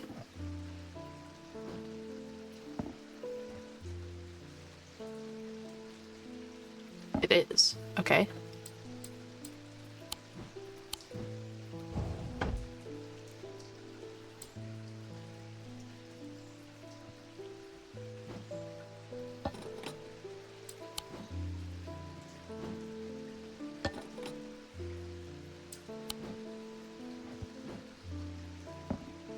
This one's heavier than him.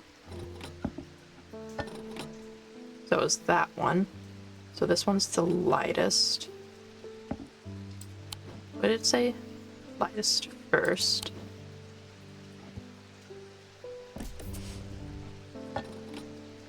And this one's heaviest.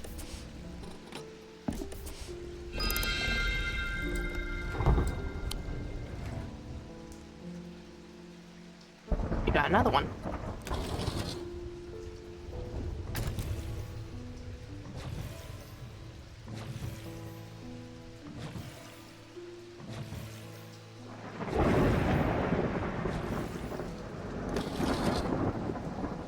That's...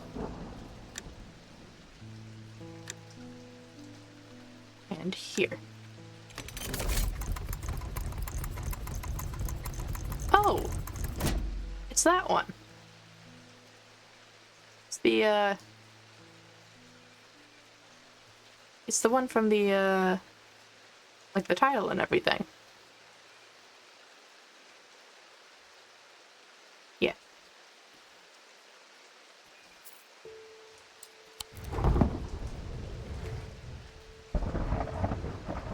Anyway. Wait, no, that one goes down here. What was this guy called? Zephyrim.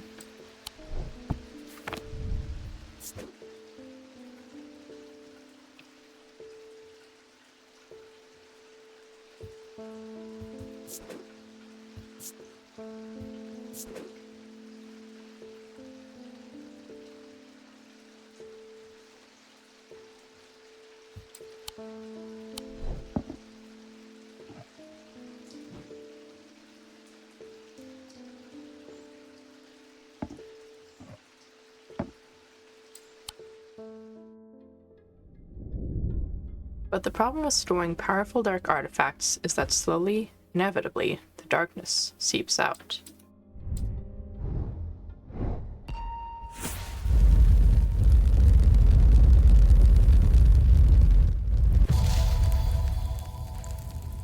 Yarn? Where do we have yarn? That's all we get?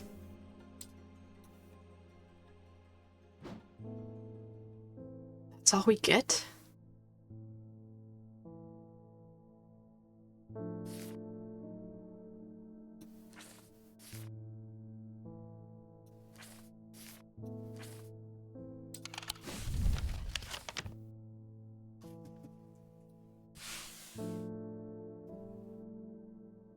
That is it. That is...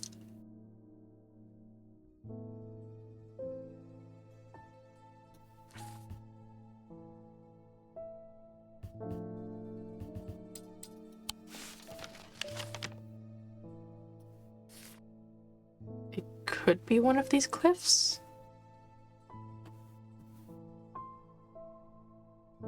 It almost looks like what's going on here.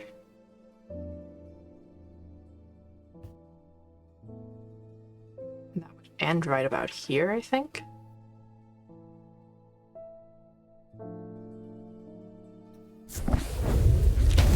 Apparently that's it. Inhaling deeply from the spirit vault to stave off the madness of the depths, I make my way carefully down crumbling passageways past decaying crypts. Placed carelessly on top of the tomb is a collection of clay pots. Some lie in pieces, but most are whole. At first, the collection seems unremarkable, but one in particular stands out, and I take it back up to the surface to take a closer look.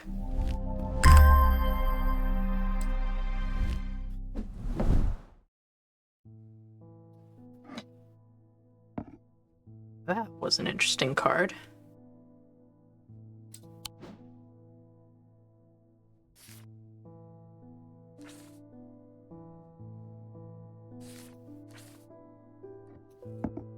Very interesting. Alright, next customer, I guess. Hello, Miss Lancaster. How can I help you? Someone very dear to me has fallen ill. I would like a nephroquant. Do not be concerned, dear. I have used one before and know what I'm doing. And I take it that can be dangerous in that case, given all that reassurance.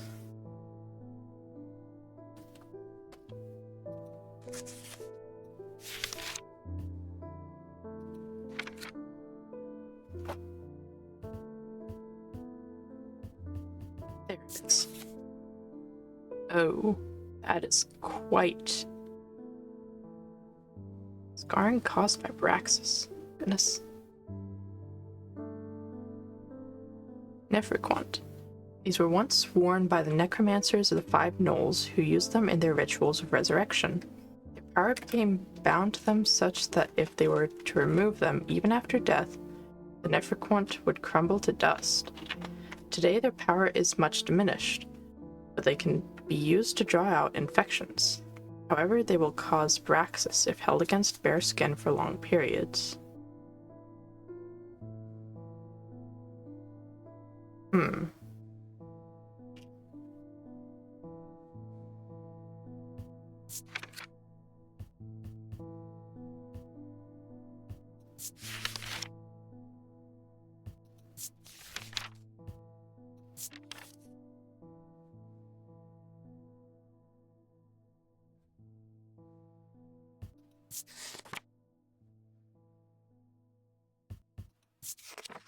That is not a lot to go off of.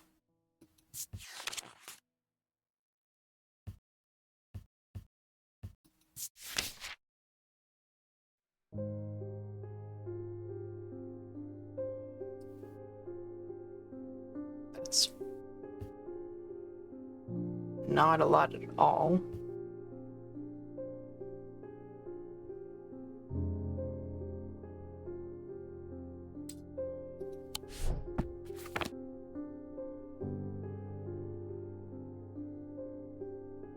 Sounds like it should be one of these, maybe?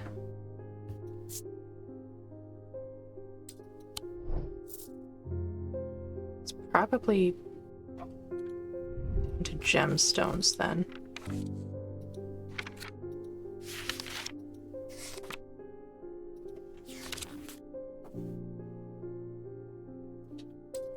Onyx is probably a good gemstone to go with.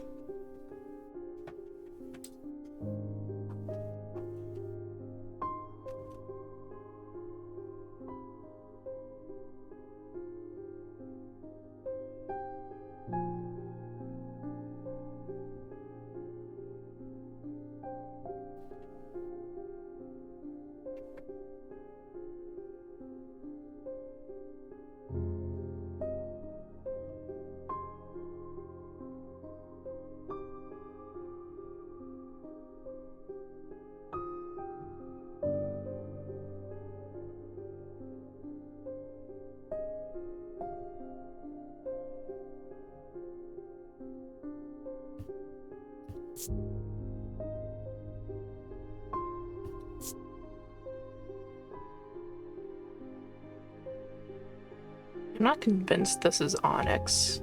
White streaks make me think of, like, snowflake obsidian or something like that. It might be our best bet, though.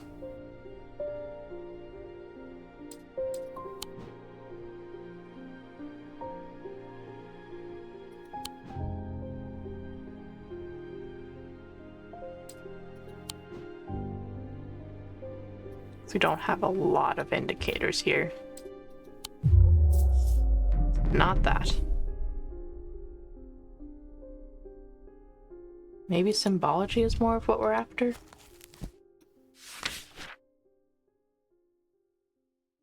Could use the life symbol.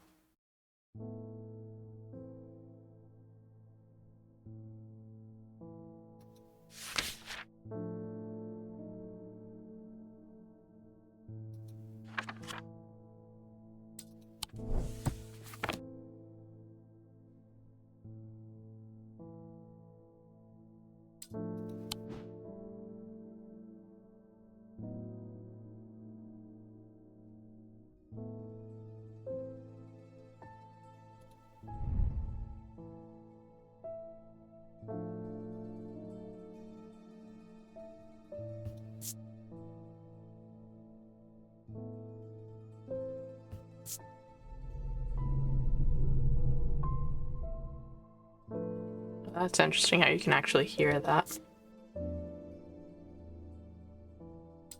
I get the feeling it's not going to be that one. What's malachite in the gems? That's one that...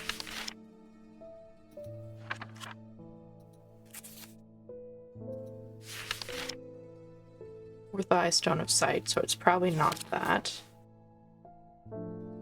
Jade, earth and nature. Is there another green? There's not. It's probably not this.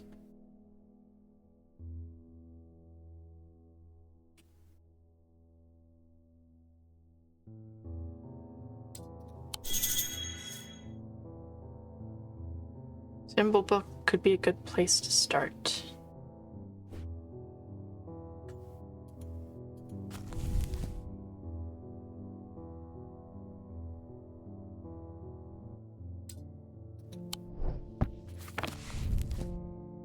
Looking for something for healing?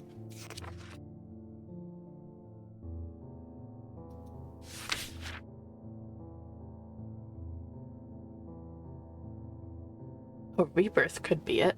That swirl.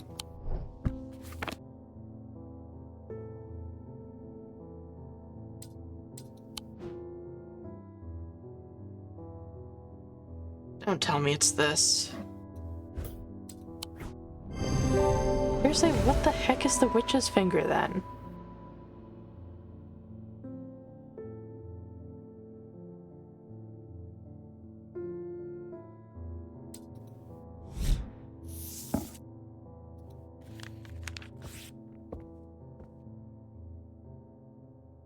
What the heck is the witch's finger if it's not anything?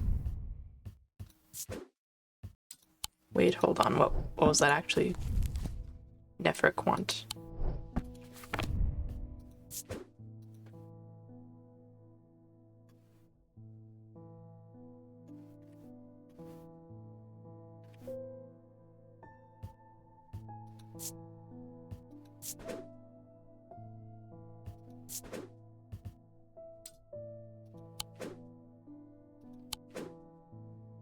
I've had two things I thought could have been the witch's finger, and it's neither of them.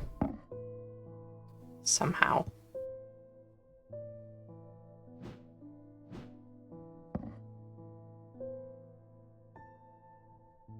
Which means somewhere in this collection there is still something that's supposed to look like a witch's finger. Could be this? Who the heck knows?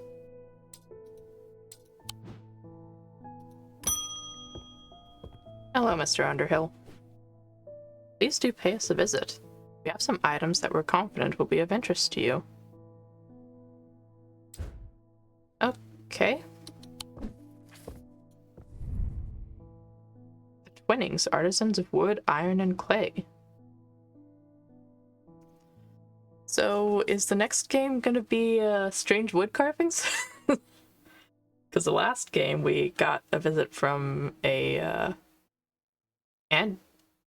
antiques store owner towards the end of the game, and then the next game that came out was Strange Antiquities. Anyways, sounds like we're gonna go visit them.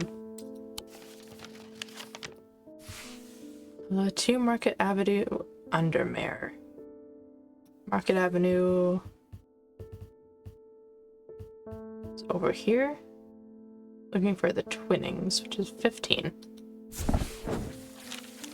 The man who dropped off his card introduces himself as the owner of the Twinnings, an unusual, sprawling series of grotto-like rooms, filled with handcrafted carpentry, ironmongery, and pottery. He leads me past wooden chairs and strange iron contraptions to a room unlike the others. This one is filled with small trinkets, ornaments, and jars of various sizes, containing ominous-looking liquids and organic materials. I know it might not look like much, but there are some items of value among the junk here, says the man.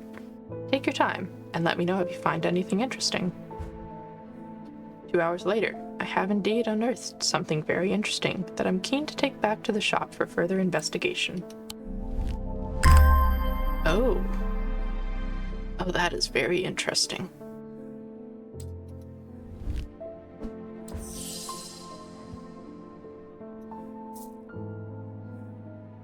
I'm leaving the Twinnings with my haul when a man shouts at me from across the street. I look round annoyed. As I look round annoyed, I notice to my horror that the man's eyes are black as coal. He rushes towards me, and I stumble backwards, fumbling with the strap of my satchel as I try to grab an item to stop him. A Wysick cord.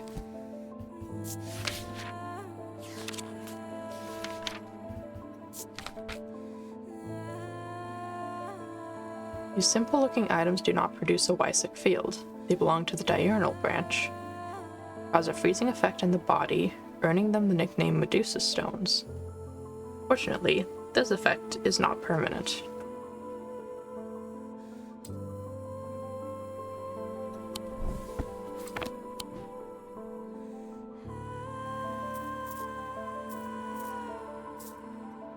Anyways, said they do a diurnal field? Where's my book?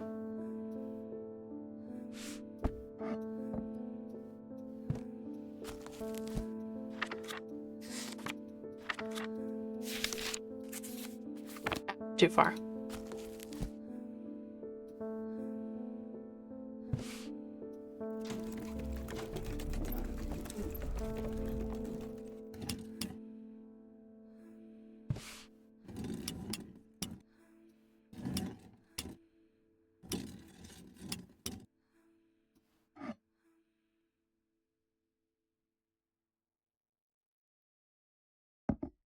Well, I thought I was going to get that off the top of my head, but nope.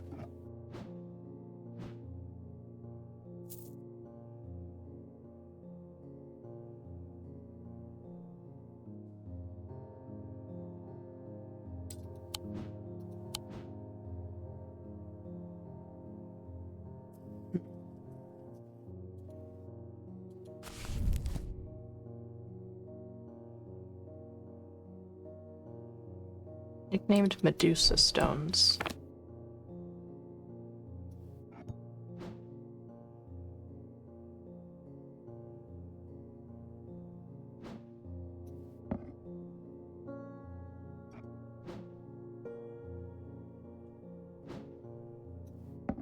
Yeah, it was a thought.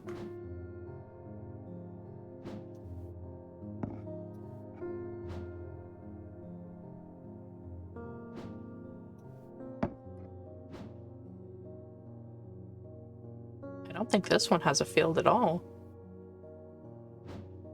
That's interesting.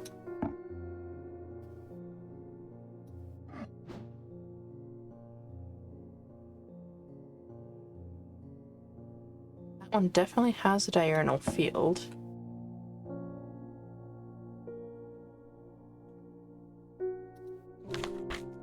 Question about the rest of those symbols. It's fire, and the other one is wax. Which doesn't make much sense. But it is something. Excuse you, I was trying to put you on the counter here. Could you please just go on the counter? Why can't you go on the counter? You don't want to go on the counter. That's annoying.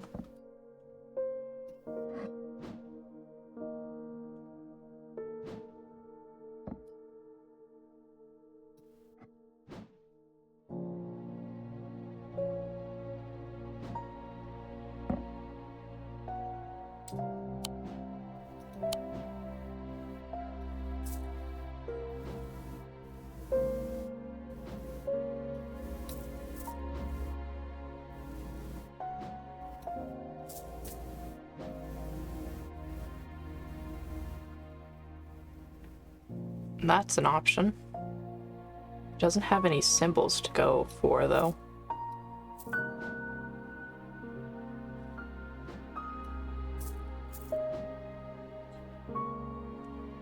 So if it comes down to that one or the sandstone one, it's gonna be a thing of does it make sense or not? Which the sandstone one kind of doesn't make much sense. Okay, that one has a field. Scott, it specifically calls out turquoise all the time. This is the one that calls out turquoise, stone of water. I don't think it has actual turquoise as a stone.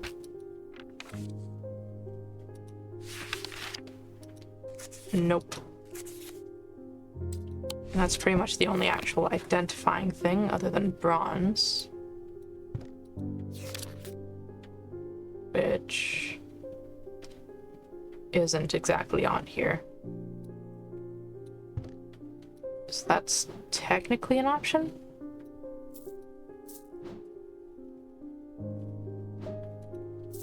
We already checked that one, which would have made a lot of sense, but had the wrong field.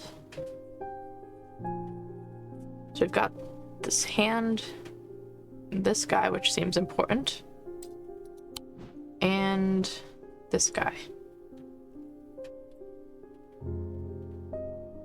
The stone of water doesn't seem to make sense. A fire symbol and a wax symbol also don't seem to make sense. So I do want to try this one first.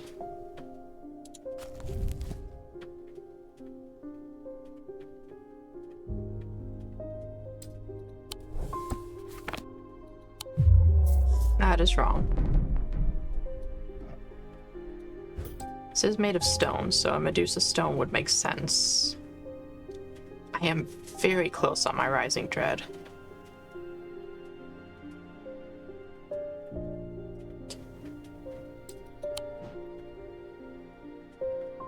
It's not really a stone.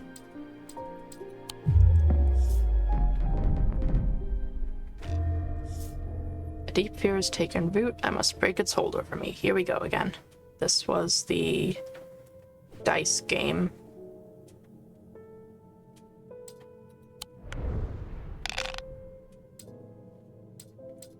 Okay, quickly, what?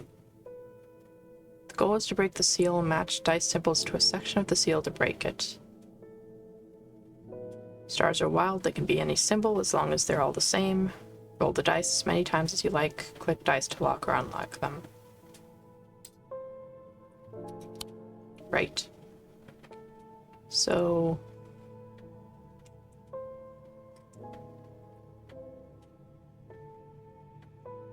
that roll was nothing that I needed.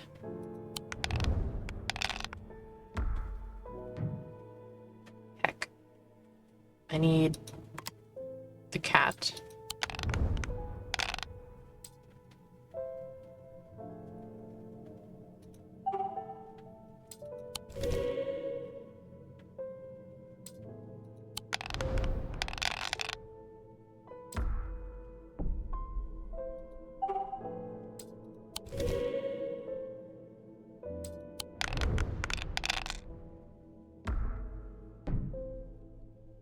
I think this will be the harder one to do.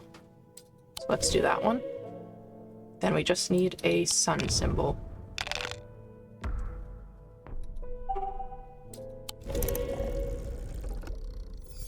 And we win.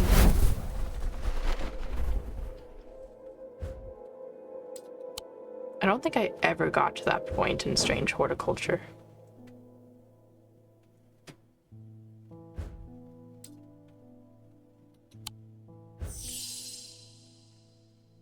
We're still trying to figure out the Weichsel chord, which this was the next option, and was wrong.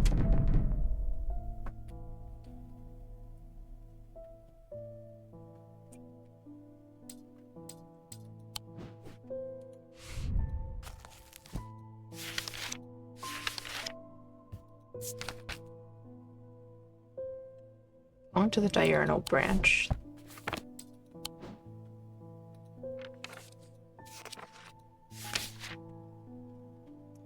Oh, so that could be diurnic or noctic.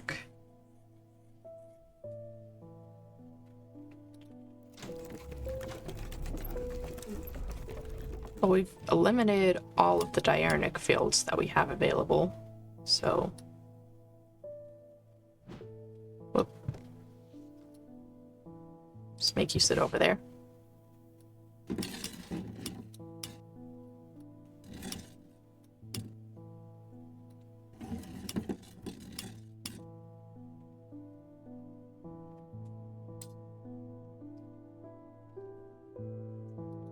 That's the noctic now. Oh, that's gonna be what this was, isn't it? It is.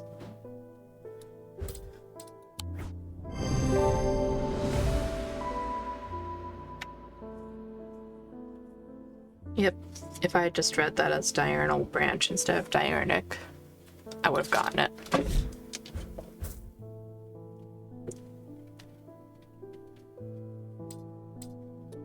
To my relief, the man goes rigid almost immediately and topples forward onto the cobblestones. I turn and run, wanting to put as much distance between myself and that creature. When I finally come to my senses, I realize I should alert Dr. Robertson, but by the time I return to the Twinnings, the man is nowhere to be seen.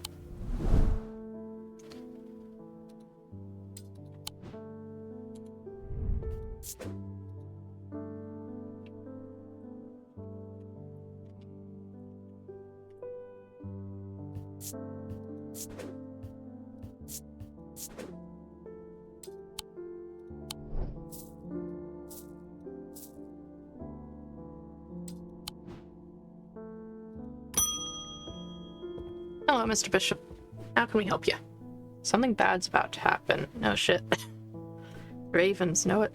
My grandfather once taught me how to use a Cassander to see the paths ahead, but I saw what it did to him and vowed never to touch one again after he died.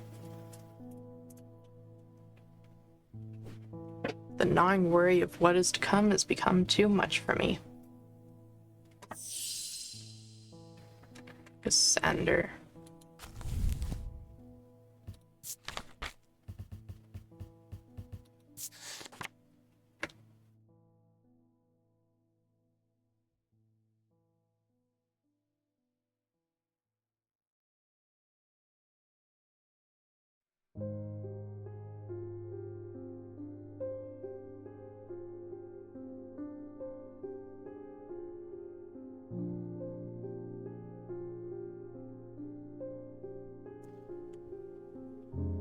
So the Eye of a Cassander, focus the power of the mind. Do not produce a mentic field as one might expect, but rather the more mysterious selenic. Should always be taken with the object. Prophecy. Is there no difference? So we have produces a selenic field and probably will make us feel weird in our heads. Chills my blood, so that's a thing.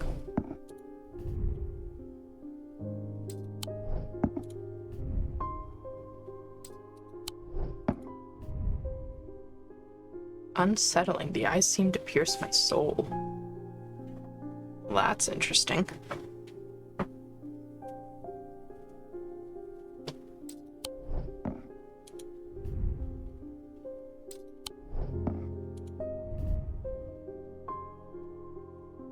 Feeling of disquiet.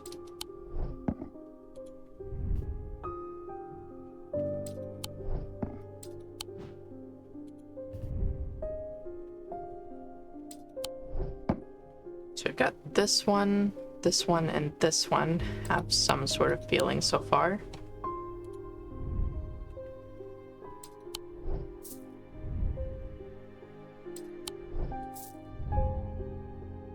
There's definitely something unusual about this item.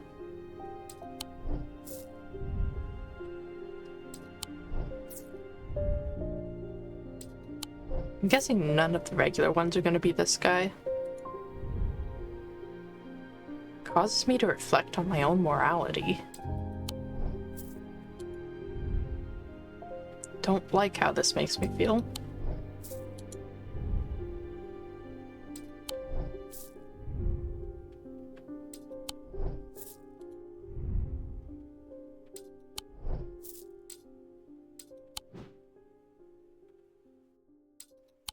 Okay, and then I need a selenic field.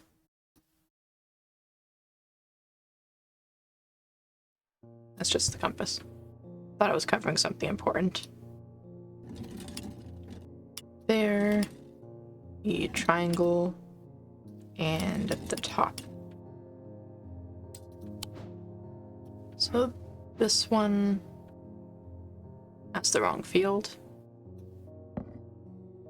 This one, wrong field. And this one has the right field.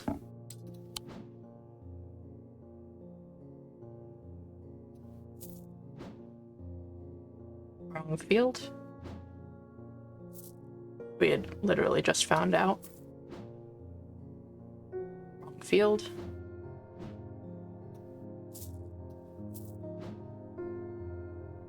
Field. Did this one have?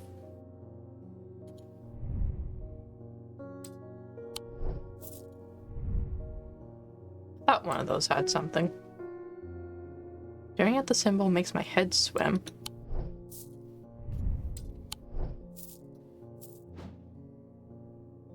But it's not that one.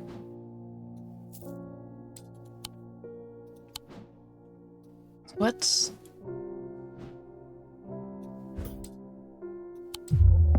It's not that.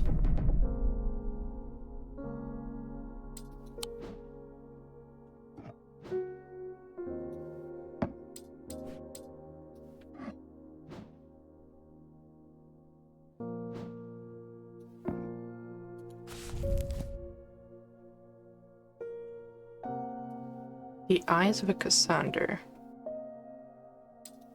Something with eyes.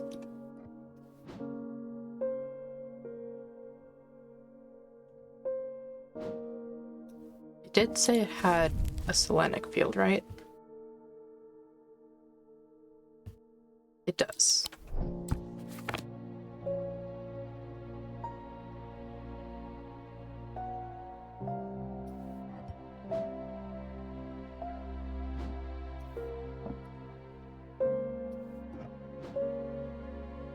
Not a lot of these things have any sort of eyes. This one doesn't have a field.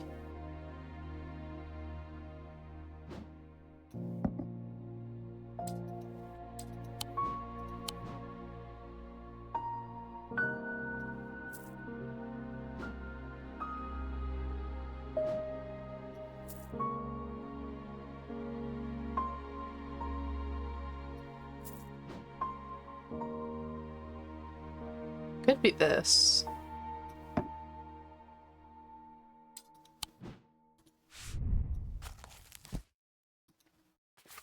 Oh.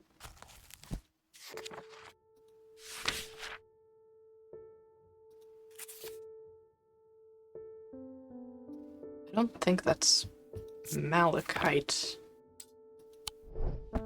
necessarily. Just says a green gemstone.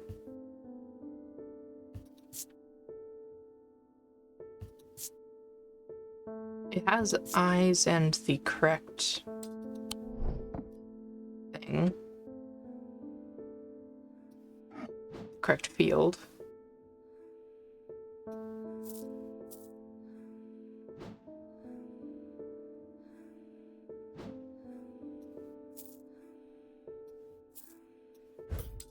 Worth a shot, I suppose? Nope. I think I need a hint. Eyes might not mean literal eyes.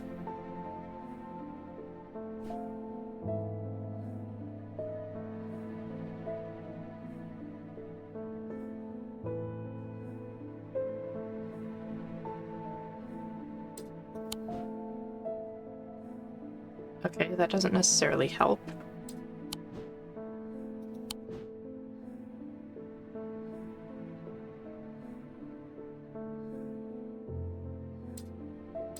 Is there a gemstone that could make sense for this?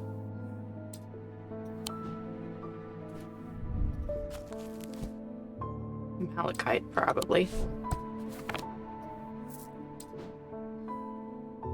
That's the right field.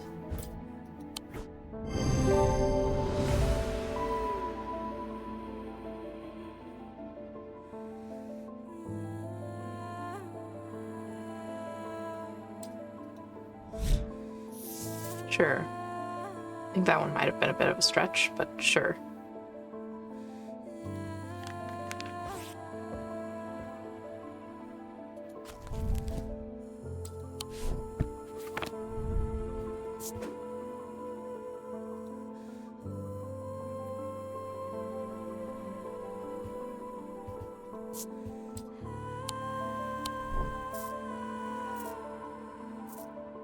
And we're right up there for having to do another minigame. Hello, Mr. Ames. There always seems to be something going on in Undermere. Yeah.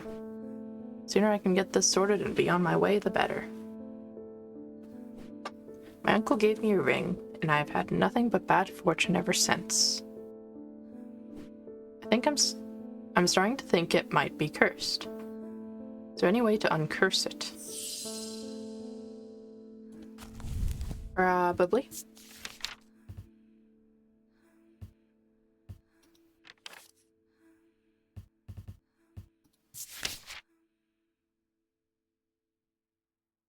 Cossack Purifier. Small topaz gemstone known as the Eye is placed in a strong-smelling liquid.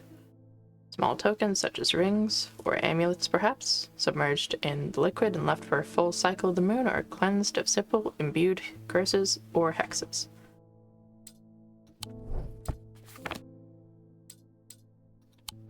Should still have that somewhere.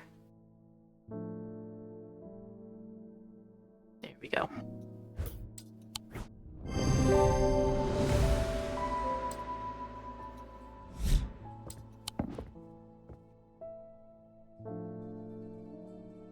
And that's not the end of the day for some reason. We still have more time to have more rising dread. Hello, Miss Hawthorne.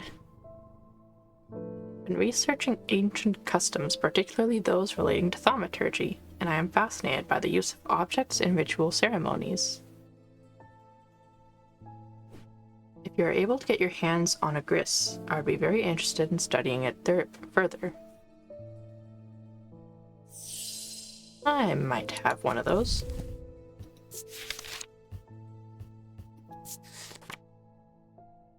For the ritual of the broken path, a gris is heated slowly over flame. To have full effect, it must be held in an ungloved hand until the ritual is complete, no matter how hot it gets. Ugh.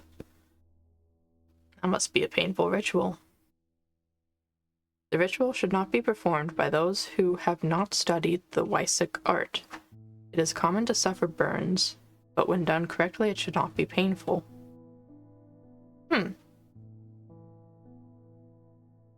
that is interesting.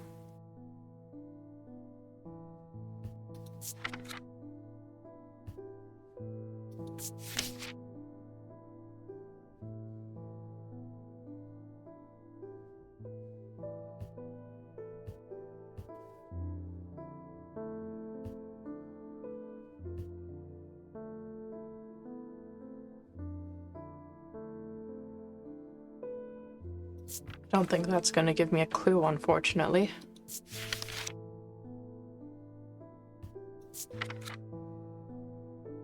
Basic is just part of basically everything.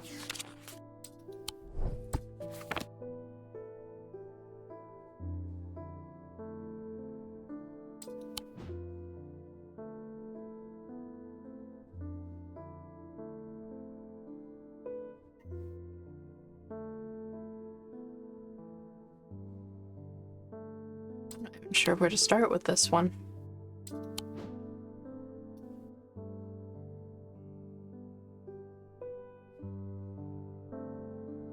It might have a Wysick.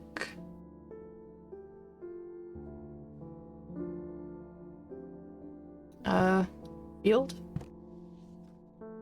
I feel like that's going to be stretching it.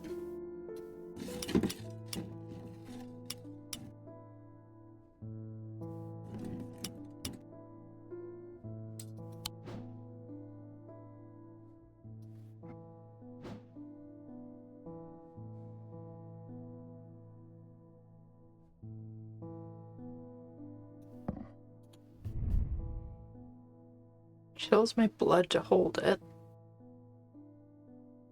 That could be why it doesn't burn if you do it properly.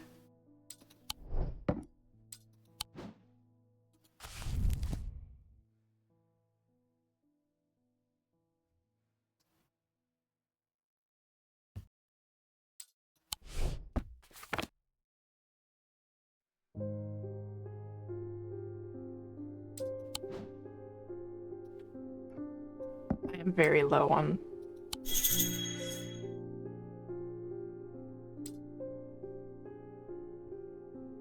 Imagine that might leave a mark.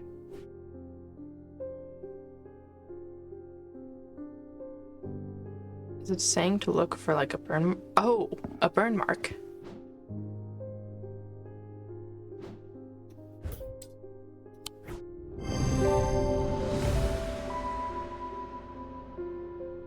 The item has soot on its lower half, which suggests it has been held over a flame and produces a Wysick field. Okay. And I'm sure she's going to come back with a burnt hand and ask for help with that. There's been a basilisk sighting in the hills across the river from Backbarrow. I wouldn't say I'm a brave man, but I have a duty to protect my livestock and my village. From a basilisk? Better me than a young man with his life ahead of him. I've come to prepare my sword. Okay then. Let's just label our grist real quick.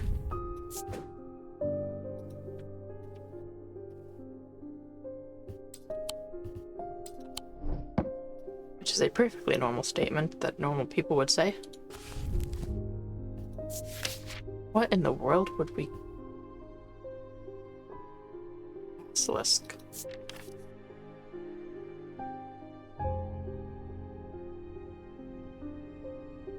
Do not offer protection against the basilisk itself, so don't do that one. What a folium. A blade is drawn across the face of a folium 6 times during the ritual of the Hand of Prior.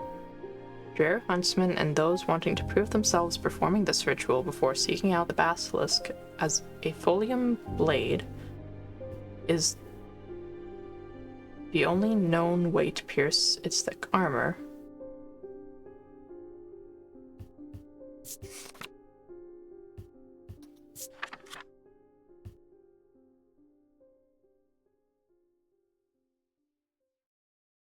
Interesting.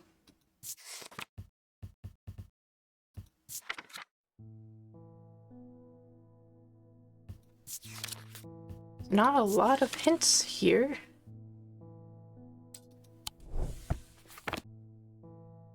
Hand of Prior, though. And this does look like it's been cut a lot.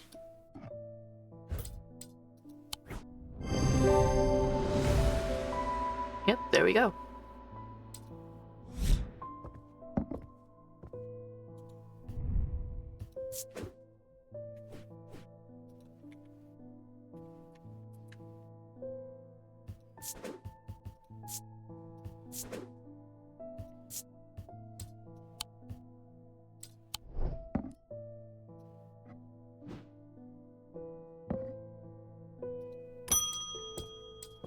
Oh, hello again, Miss Robertson. They've escaped. At first, my patients grew agitated when I used the Gaudian siren, but then I had a breakthrough. And that led to an escape. Vivian Cartwright woke up. She seemed lucid, calm even. I made a stupid mistake and loosened her restraints. I don't know what happened, whether the siren stopped working, or if perhaps it had never worked, and she tricked me. That's not ideal. But almost immediately she changed back and turned violent. Before I knew it, she had managed to free the others. We tried to stop them, but they fought their way out of the hospital. I have no idea where they've gone. That's not ideal. And we managed to end the day without getting a rising dread again. Almost imperceptibly, the casket began to absorb the crepuscular power that had leached into the stone and the earth of its lightless tomb.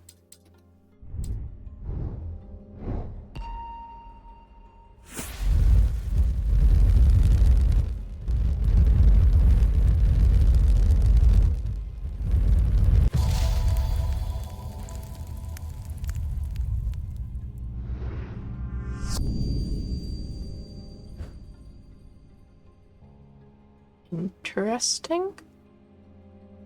I don't think that's an exploration, though. But it's...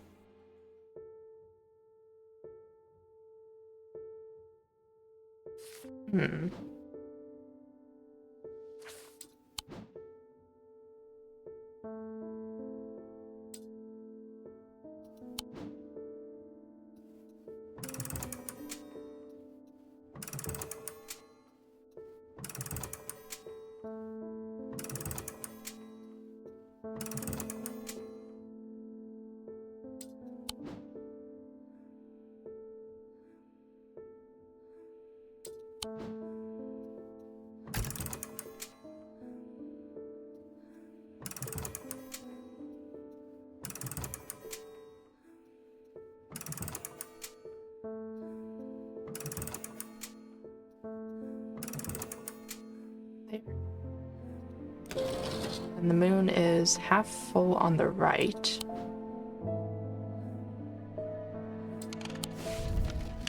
Is that what it's doing? A tomb with a half full moon?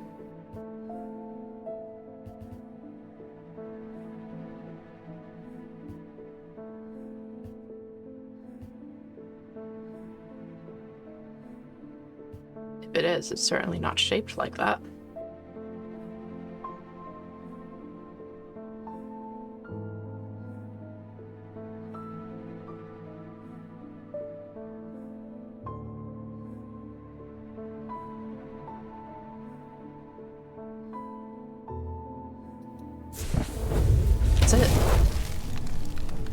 Is stifling in the darkness, and the claustrophobia of the tunnels almost overwhelms me, but I press on. I remind myself that there are few who venture down here, which means the chances of an interesting find are higher. It doesn't take long for my search to bear fruit. Huh. That is interesting. Don't you think, Jupiter?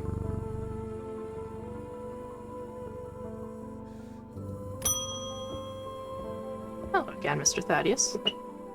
Witherance was a terrible idea. Yeah, you tried. Only gone and made things worse. I wish Eli was back. He'd know what to do. Some years ago now, a friend brought an item to me, a black casket, and I learned it was a dark article. I should have brought it to Eli right then and there, but I knew he would want to destroy it. I'm a collector of things. It seemed too important to allow it to be destroyed, but I see how naive that was now. This casket is far more dangerous than anything I have come across before. And now I hear they are looking for it with their black eyes. Yeah, probably. Either I need to keep them out of the museum, or bring the casket here to Strange Antiquities and hide it in one of its secret places. Could probably do that. Oh, I have to decide.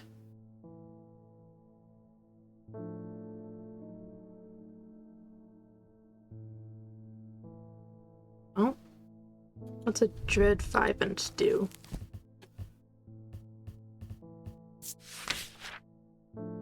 The only way to handle some of the more dangerous artifacts, it can siphon power away from oneself for a time. The power rising up off a Dread Vibant is subtle, but noticeably invigorating. These objects represent the balance of life and death, of good and evil, of hope and despair.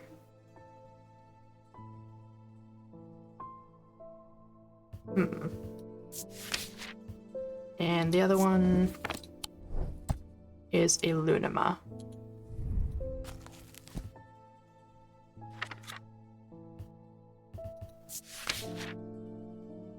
Also called a moon pool, or heart of tranquility, harnesses the power of the elements to create an aura of unease.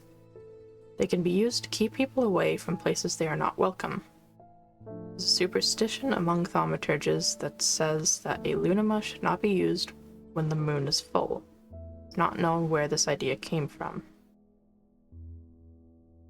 So I'm guessing the Lunima is for him to keep it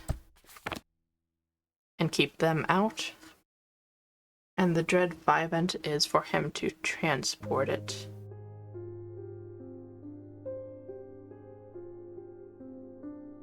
I think it makes more sense for him to bring it here. Even if we can't take care of it, Eli does come back by once in a while. Neither of them have particularly great descriptions, but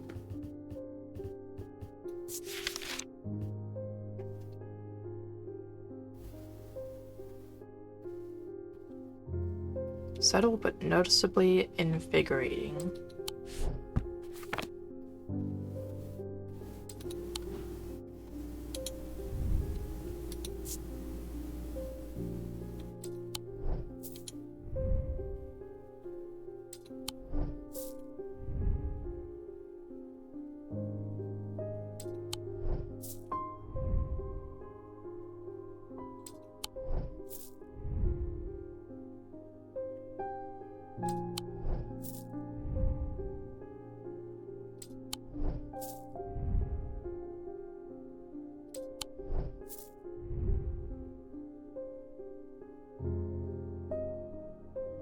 I don't think that's quite the correct description.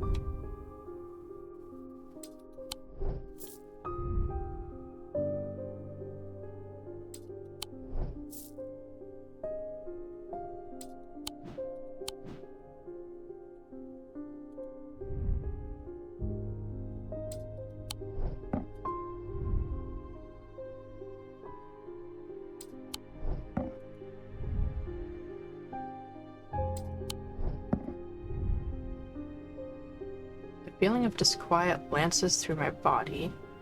Not sure I like that.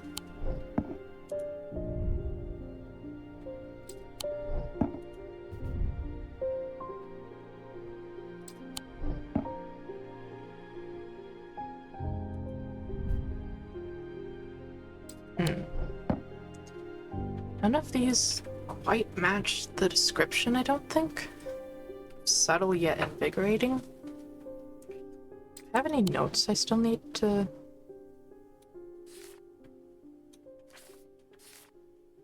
There's that one. Glossary of the Damned.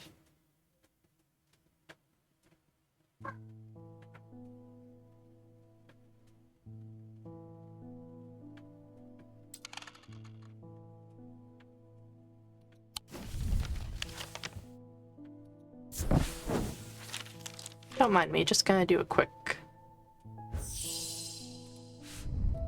detour.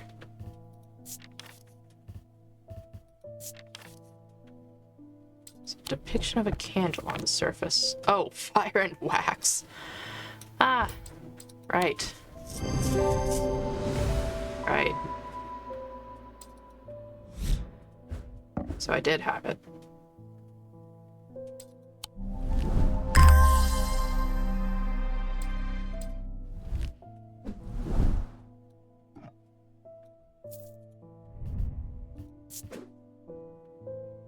Anyways, hi, I'm back. I just had to wander down to the catacombs for a second.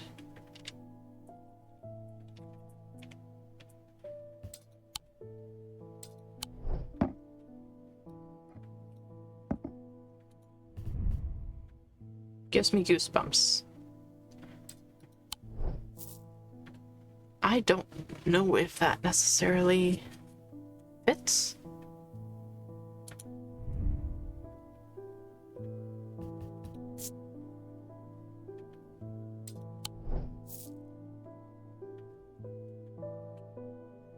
Is there anything else with the Dread Vibrant?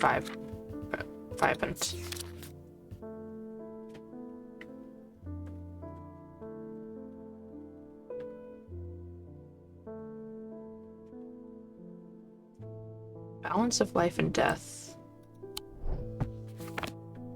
So it might be a gemstone thing?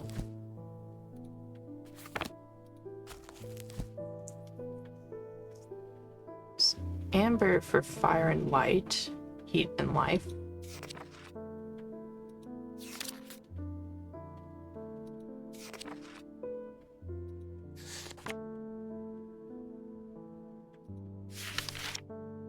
And onyx for death.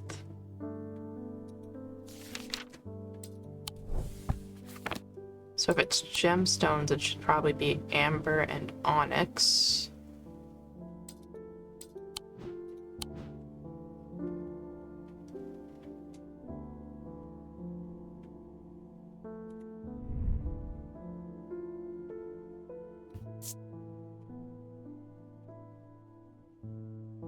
Probably not this one.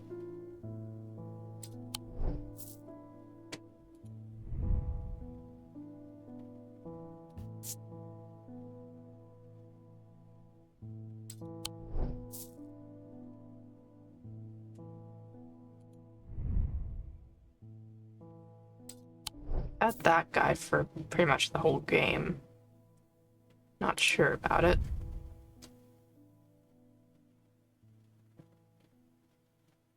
It's malachite, so that's foresight. Symbols might be useful.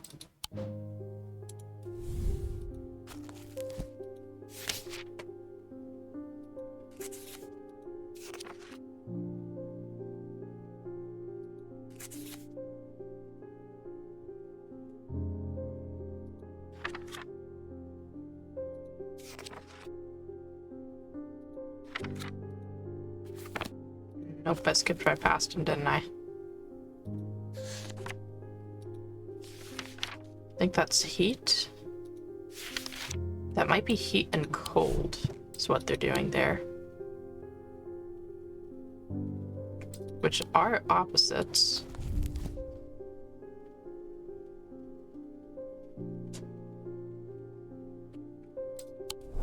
I don't think it really has an energy about it, though, is the problem. Nothing to remark.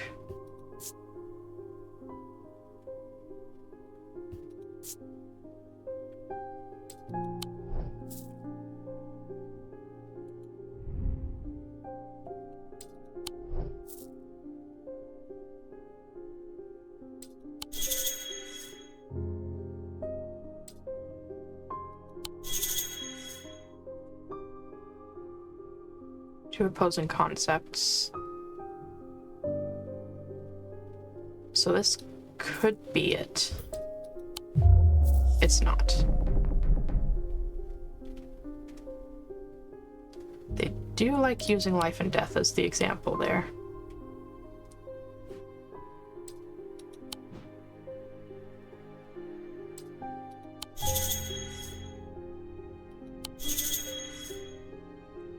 Could use perception to see if they have any power rising off them.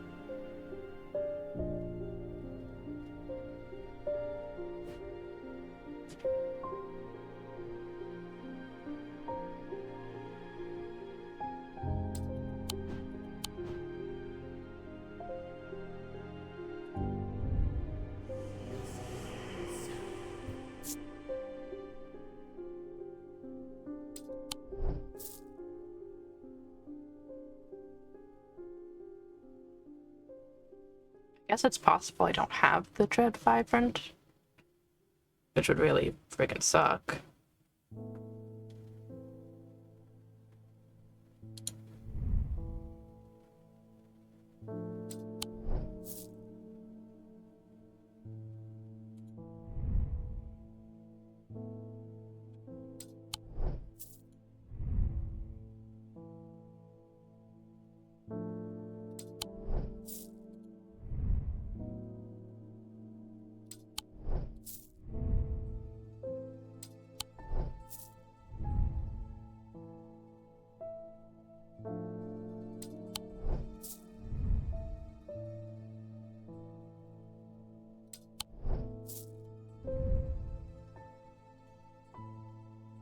Something unusual about this item. Nothing about power, though.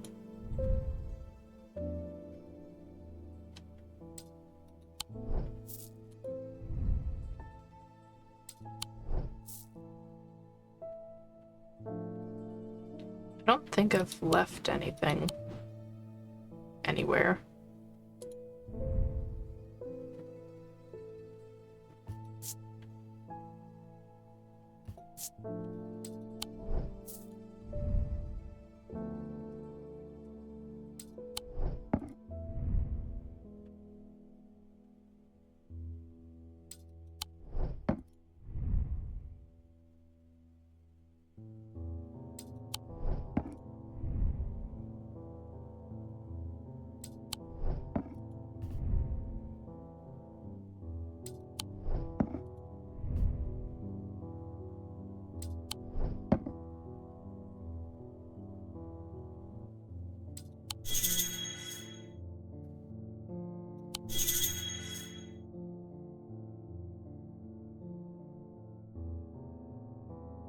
Skull that represents death, and what about life flower, perhaps? Are they seriously saying it's this? Something unusual about this item, I can't put my finger on it. Are they really saying it's this?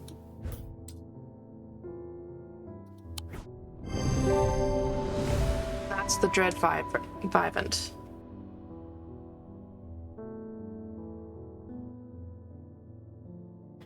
You know what? Sure.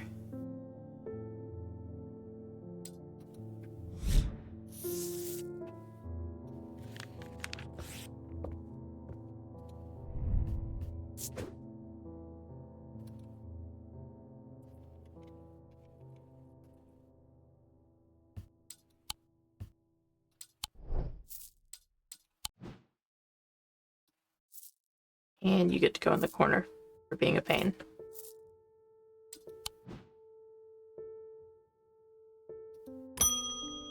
Hello, Mr. Schaefer. Not easy quiet in town today. Gee, wonder why. Aren't many people out and about. Heading straight home as soon as I'm done with my deliveries. Probably a good idea.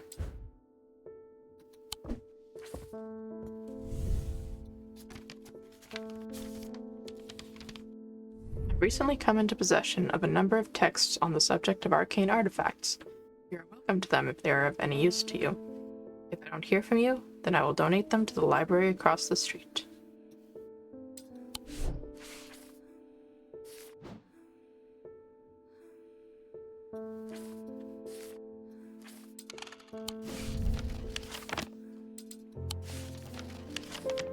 well, I guess I'll go to the library then? 'Cause you didn't exactly leave much indication of who the heck you are.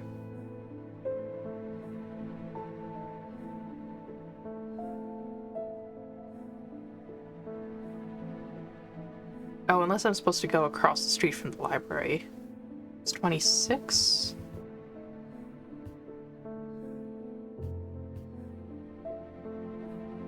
Hopefully that's correct.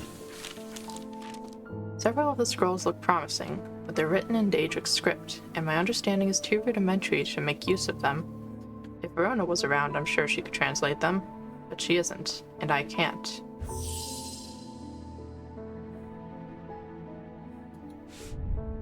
The Babelia, isn't it?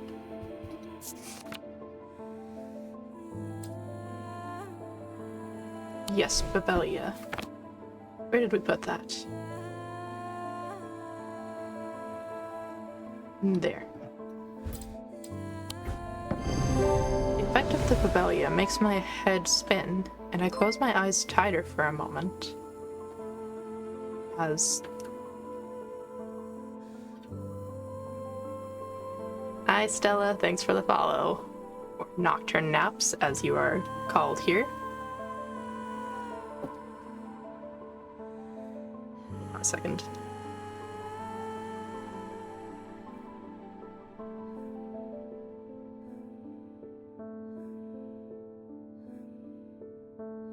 Hope you enjoy the stream, of course, and thank you for the follow. See if this... Yeah, hey, it works.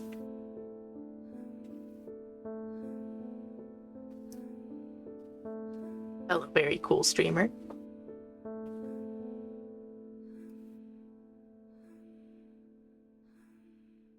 Yeah.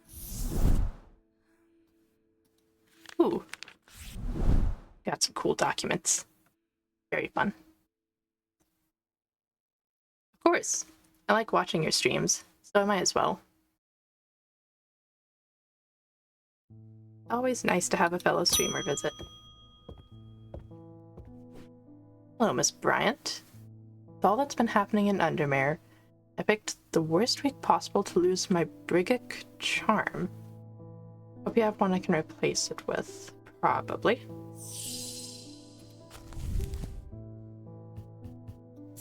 Let's see. Brigic charm. Powerful item that offers hope in times of worry, protection in times of darkness, and wisdom in times of uncertainty. Triple goddess charm.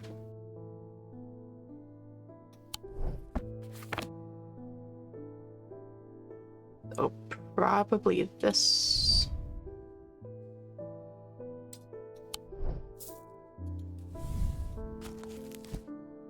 Yeah, always gotta support the friends.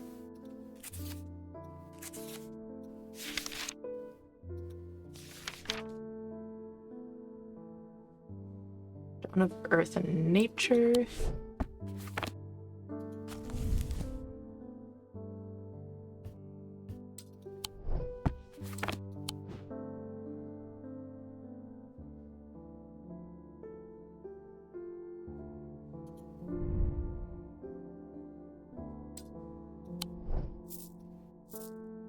I think that might be it. Yeah. Resembles the symbol of the triple goddess. That was a pretty easy one.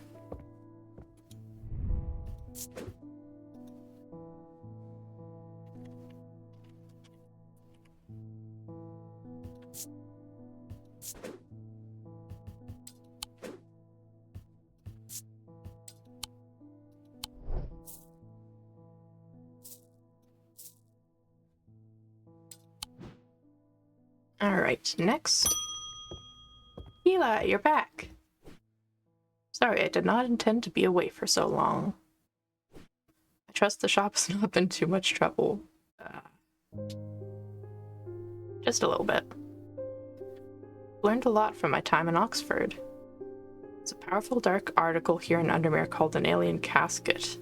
Yeah, I learned that too. Now you're telling me that my foolish half-wit of a brother has had it in his museum this whole time. Yep. I know how to destroy it, but it's not going to be easy.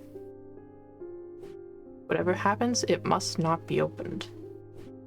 We will need to create a pillar of Caleris. From what I gather, such a feat has not been attempted in over 500 years.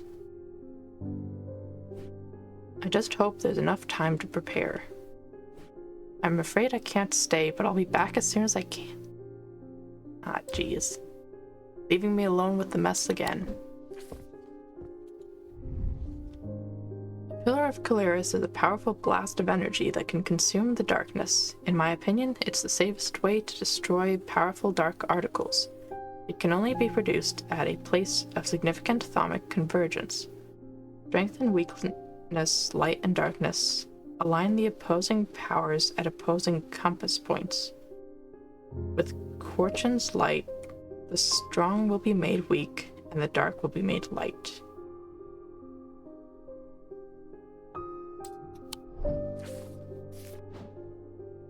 Do we really have to make all of the clues riddles?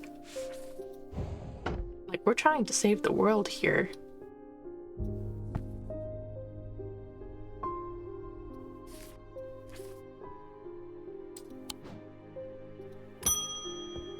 I'm just saying, you'd think if you were trying to save the world, you'd tell people what to do instead of giving them a riddle. I've had my energy drained by some disturbing evil power. For days now I've felt tired and frail. Beneath my bed I discovered a carved wooden effigy. Oh dear.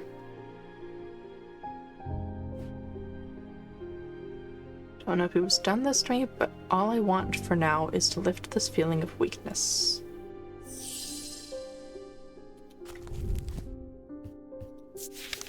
Be able to do that.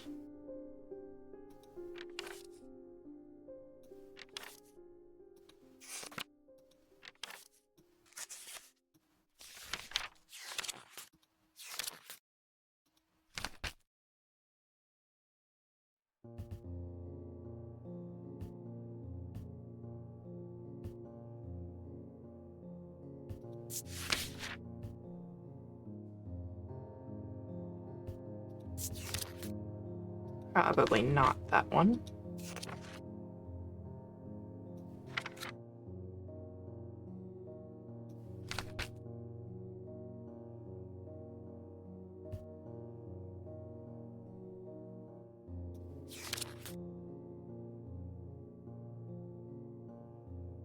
It could be the Gray's Grace again.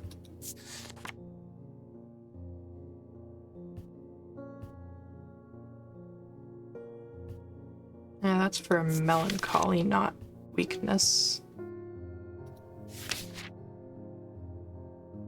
Oh, the ordinance.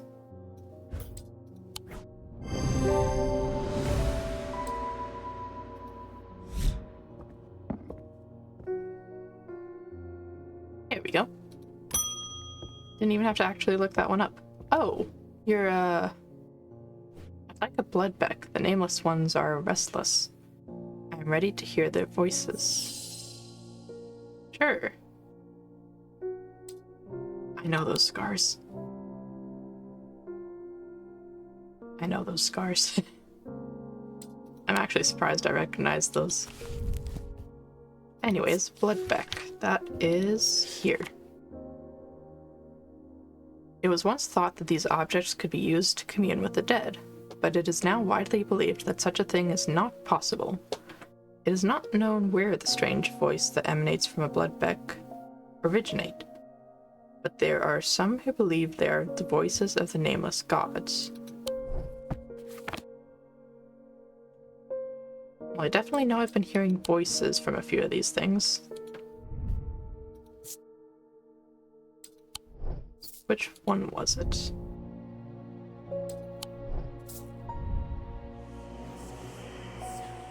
This one.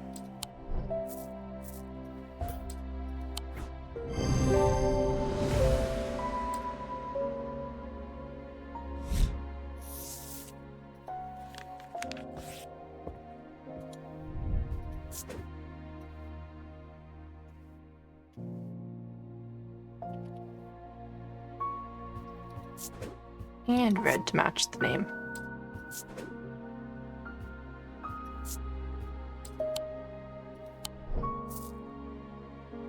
Good kitty, Jupiter. Pet Jupiter 30 times. Clearly, I've not been petting Jupiter enough.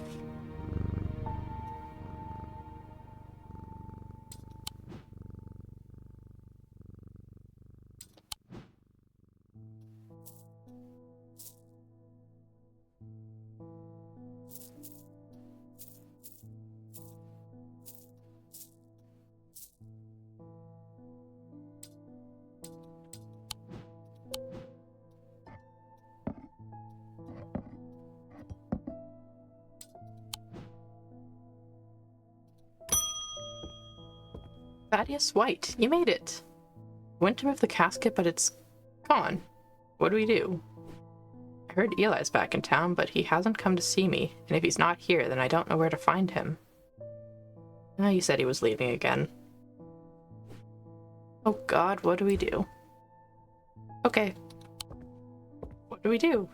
Everything's falling apart. What do we do? Okay. I am the most helpful thaumaturge ever.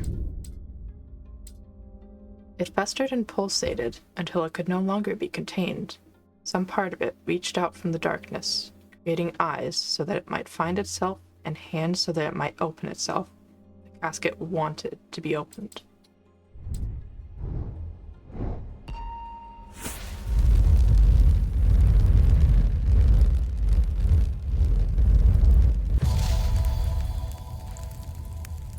Library?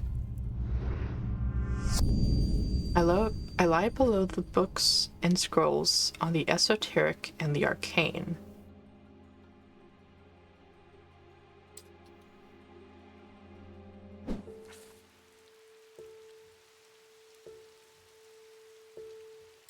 It's gotta be the library, right? That or some sort of university? Library's here.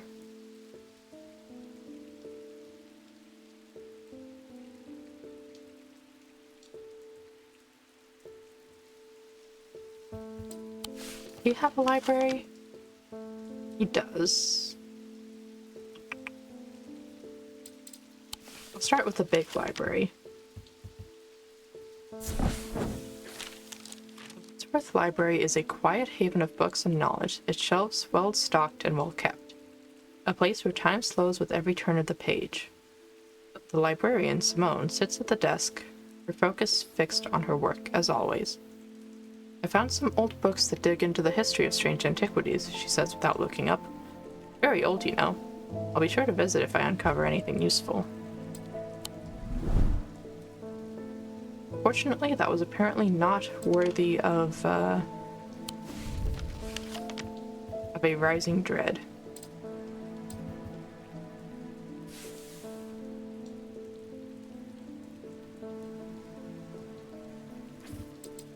So maybe the castle library?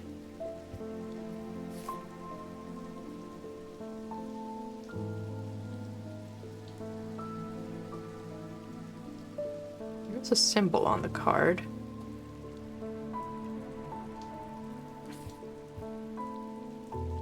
I guess let's give it a try.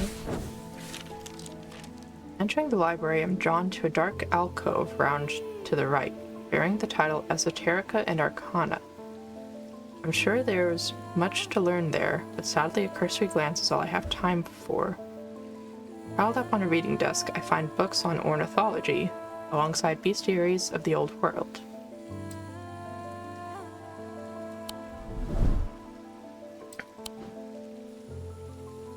And, oh, below.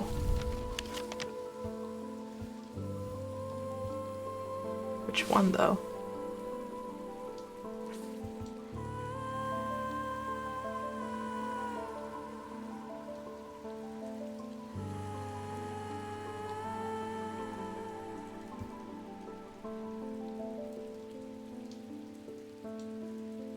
So that's clearly a hint that that is correct.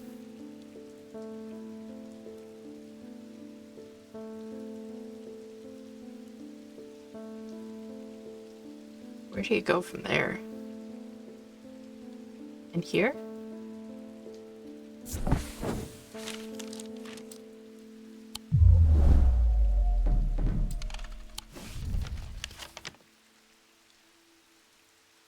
Or is it? This is the floor above.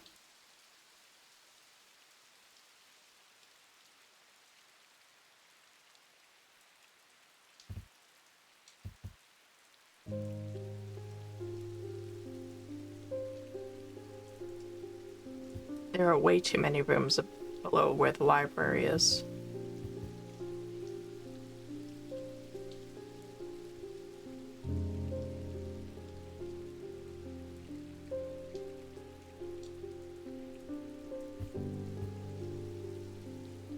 Is there more information about where in the library that is? Drawn to a dark alcove.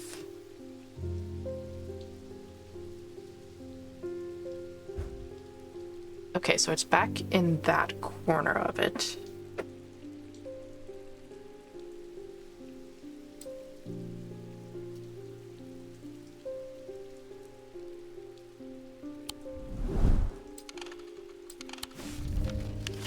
It's back in this corner.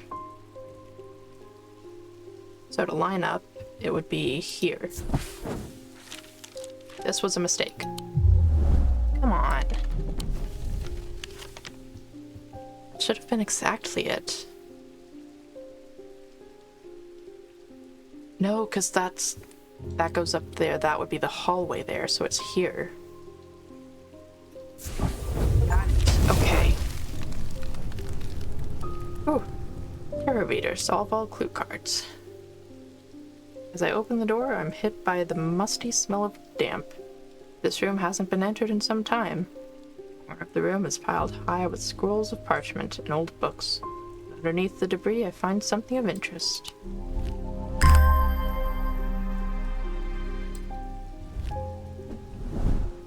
Definitely interesting.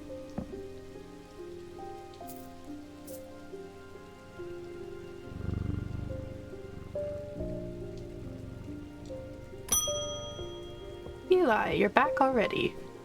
The museum was ransacked last night. Yeah, I heard. Went looking for my brother, but he's nowhere to be found. Oh. It was ransacked again. The good news is they didn't find what they were looking for. I moved the casket myself and hid it. Oh. Here in one of Strange Antiquities' vaults. It's safe for now, but we can't leave it here for long. Dude, you scared your brother. I have more to prepare, but I've left instructions on how to access the vault in the desk drawer. Okay. Dude, you frickin' scared your brother. He thought someone stole the casket. Is it this one? It's not that one.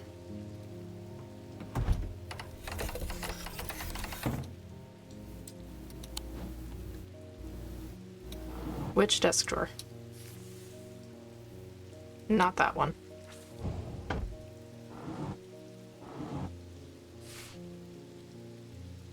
Candle that gives off no light. You. An anchor that's never touched the ocean. It's a shadow anchor. Don't remember where it is. There you are. A finger, but not of flesh.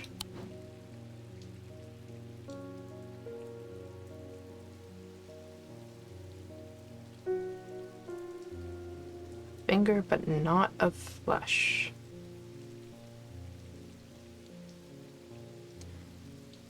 I reckon there's probably technically a few of those.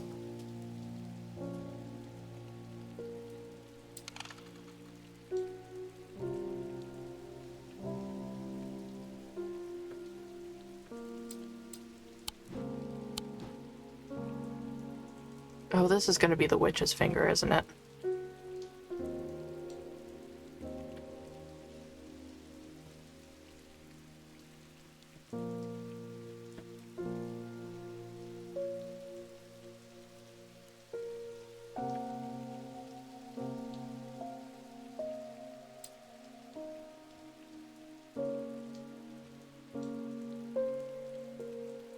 Gonna make me actually figure out the witch's finger.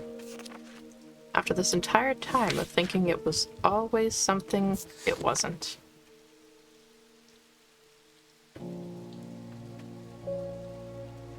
Said to be the severed digits of the Witch of Undermere, capable of inflicting intense pain, but the goal is supposedly purification of the body.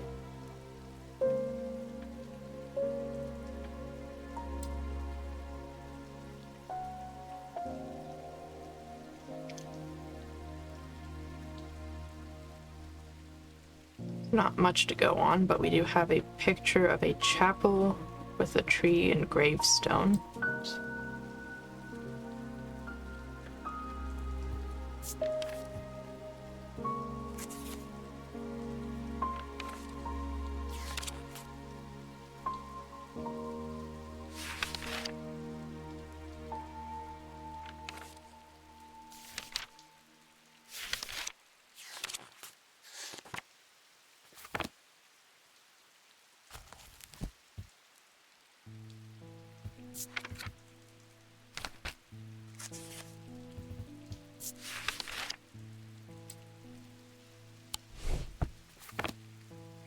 I think it's this.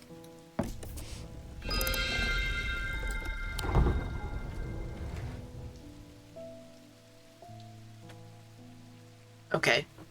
Yep. Yep.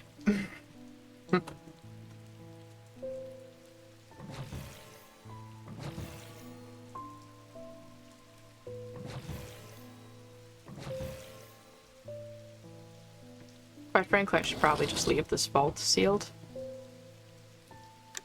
Realistically, he probably should have just not told me which vault it was in.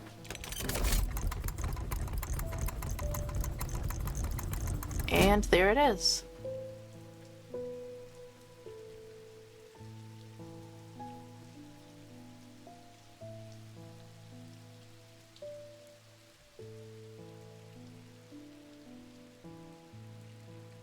I mean, this is last day, so it's not like it's gonna go missing or anything. Just lock that back up? Nope. What if I just put it back in the vault? I can't put it back in the vault.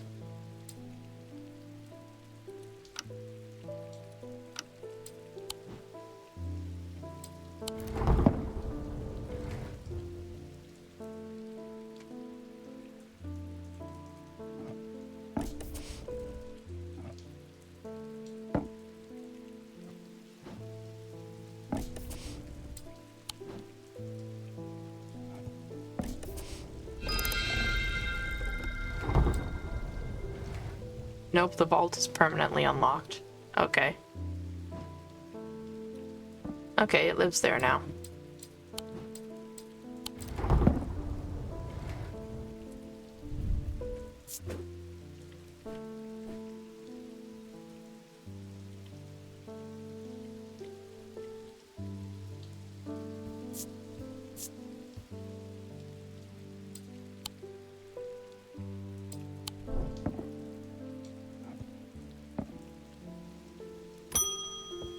Hello, Mr. Schaefer. The lake has turned black. As omens go, I'd say that's probably quite a bad one. Yeah.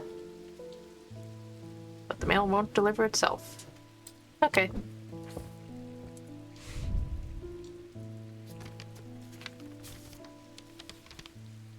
I found this note in an old writing desk up at Gleeston Castle.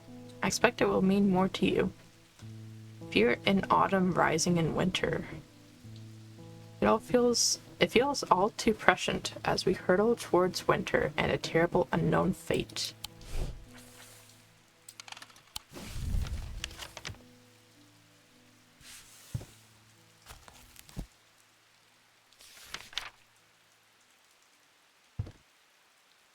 Fear.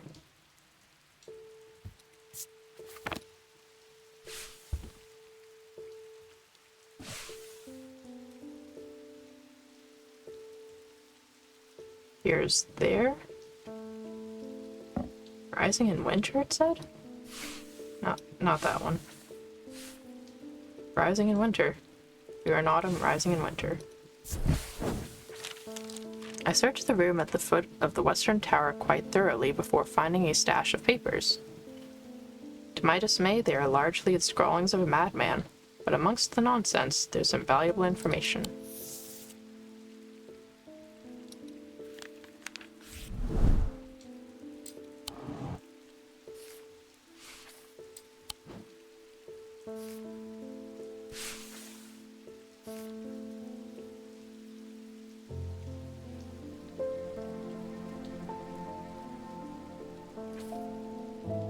I get the feeling a choice is coming up soon. By the end of the day soon. Hello again, Mr. Potter. Discover the missing piece of the puzzle. Oh, good. There's an ancient shrine to the nameless gods at the skull of Blencothra. It seems humanity tried worshipping them once long ago, before we learned how little they care for us. We must take the casket there. Whatever happens, we must not allow it to be opened. Okay.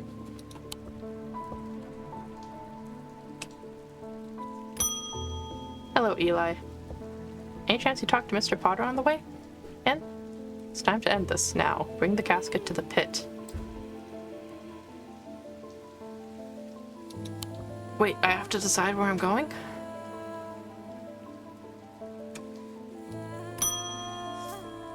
Eli asked me to bring the casket to the pit.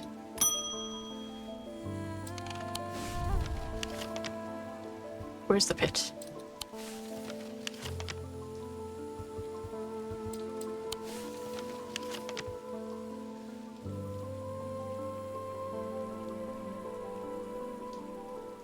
This is the pit.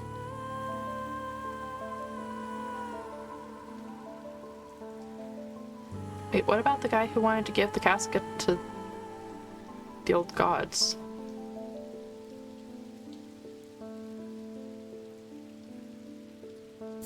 I guess I'm going to the pit.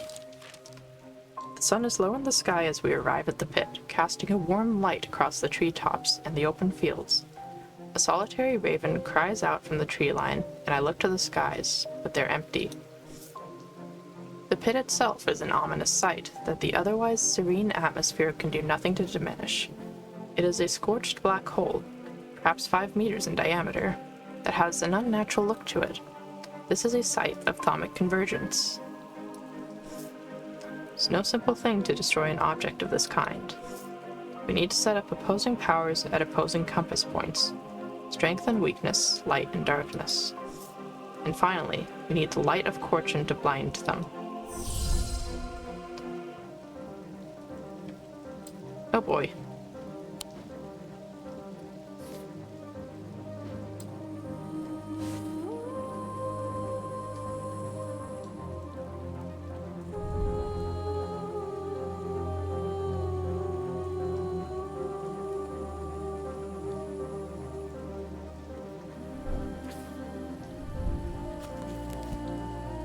Well, I guess let's figure out Corchin's light. Which, of course, isn't gonna be...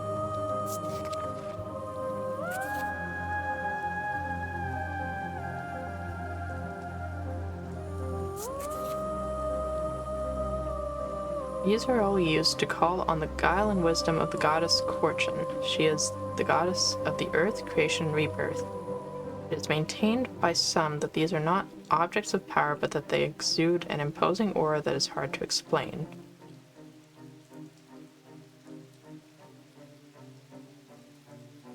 Goddess of the earth, creation, and rebirth.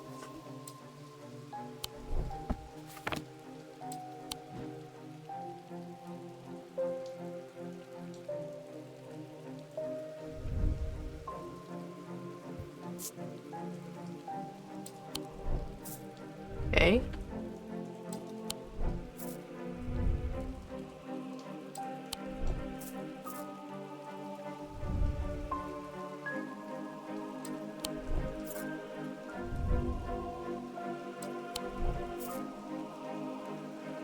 I think I know the strength and weakness one at least, because we've got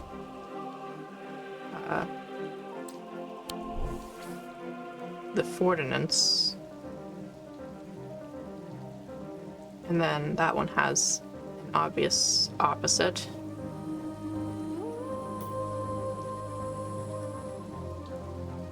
I can figure out where I put it.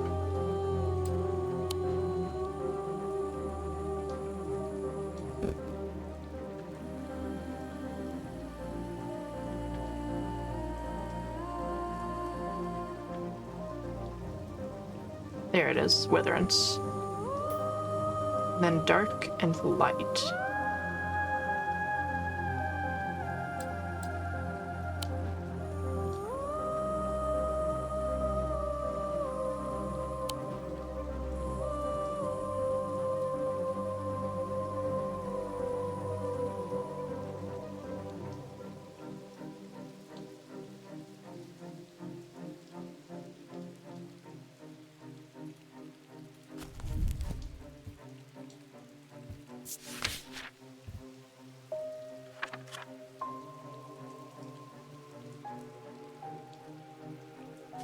Hold on, there was dark. Shadowhold or Sunbond. Shadowhold is a container of any kind. Can be used to contain an oshadic spirit, manifestation known as Creeping Dark.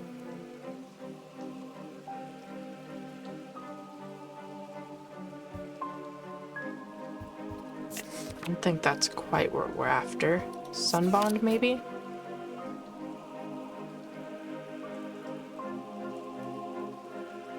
Carry the warmth and light of the sun. Brightness that can pierce the darkest gloom. So I think Sunbond is one of them.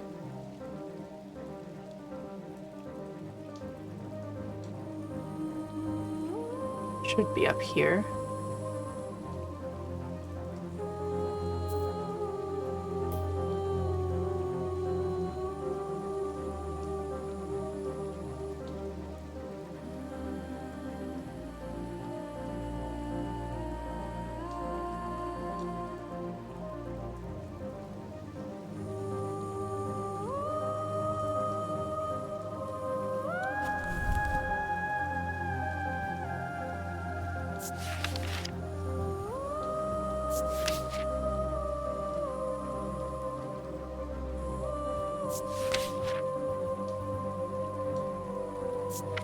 Eric's candle, that's an invisible light. Ethereal key, I don't think is correct.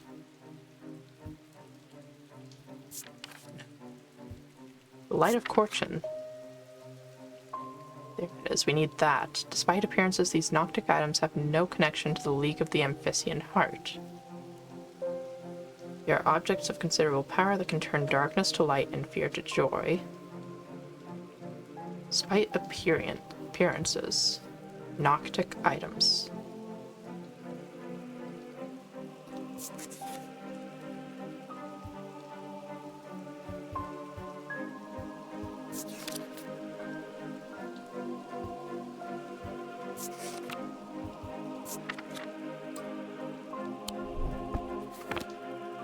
Noctic, that's...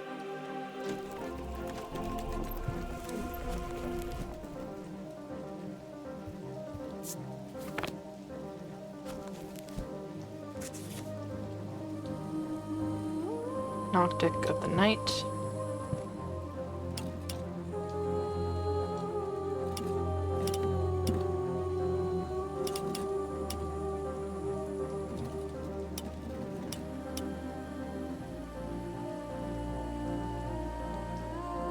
One more down here.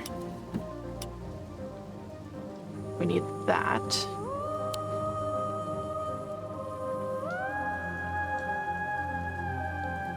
And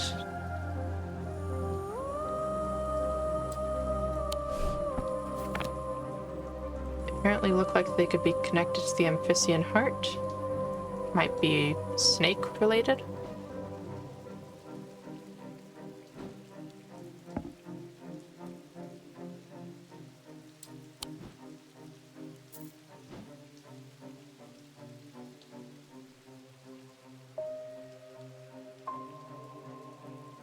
I think that's right. What's the gem on that? It's a black gem. Probably onyx or obsidian. Fire and fury or night and darkness.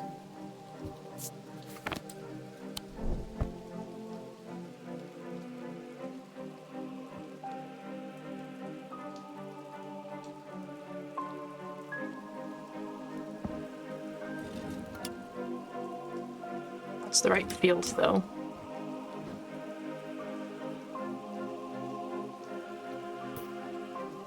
Just need something for darkness now.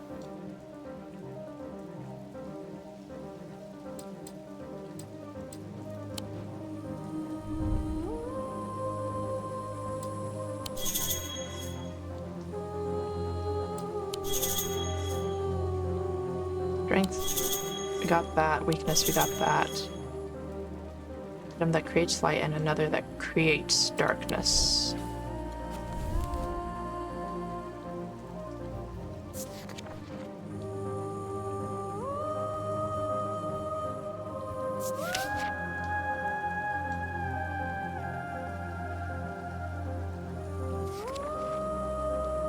Does the shadow hold create darkness?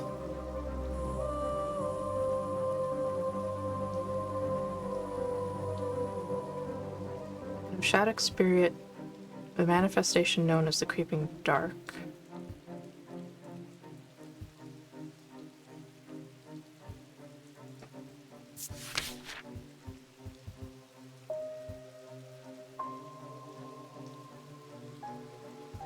I think that is it.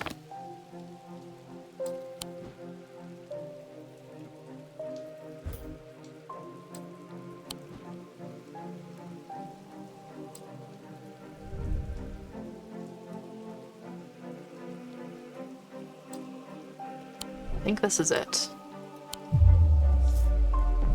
It's just one of these items I'm not sure about.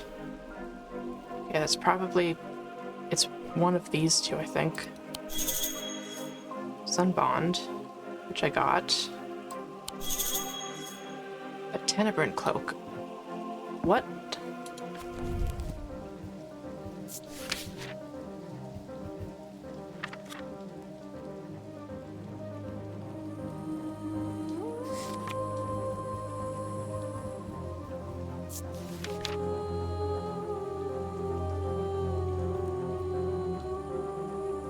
Oh, of course it was under the word darkness instead of dark.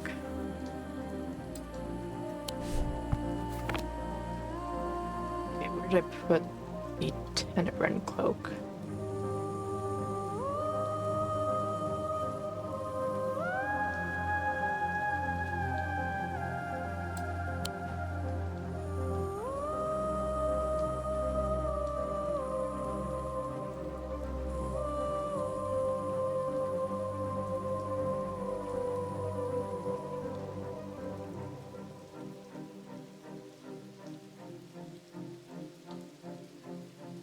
On the other side, apparently?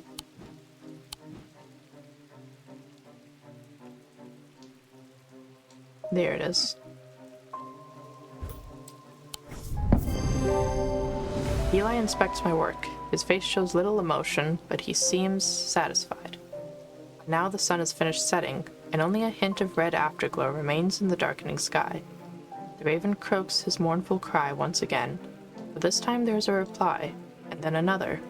I look up and see several dark shapes circling above. Quickly now, they're here. I spin round to follow Eli's gaze, and my pulse quickens as I look out across the field. A large group of shadowy figures is walking steadily towards us. We can't see their faces at this distance, but in this low light... We can't see their faces at this distance in this low light, but I'd be willing to bet that every one of them has pools of midnight for eyes. In the sky above, the ravens continue to grow in number, and their caws and cries get louder and louder. I look down at the black object in my hands, such a small thing, and yet its seductive power is impossible to ignore. It wants to be opened. Suddenly, it feels inevitable. The casket, now! I'm not sure I want to give it to him.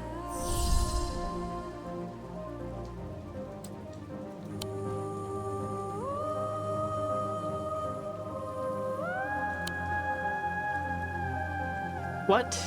Why is a quaternarian casket? In what world do I want to...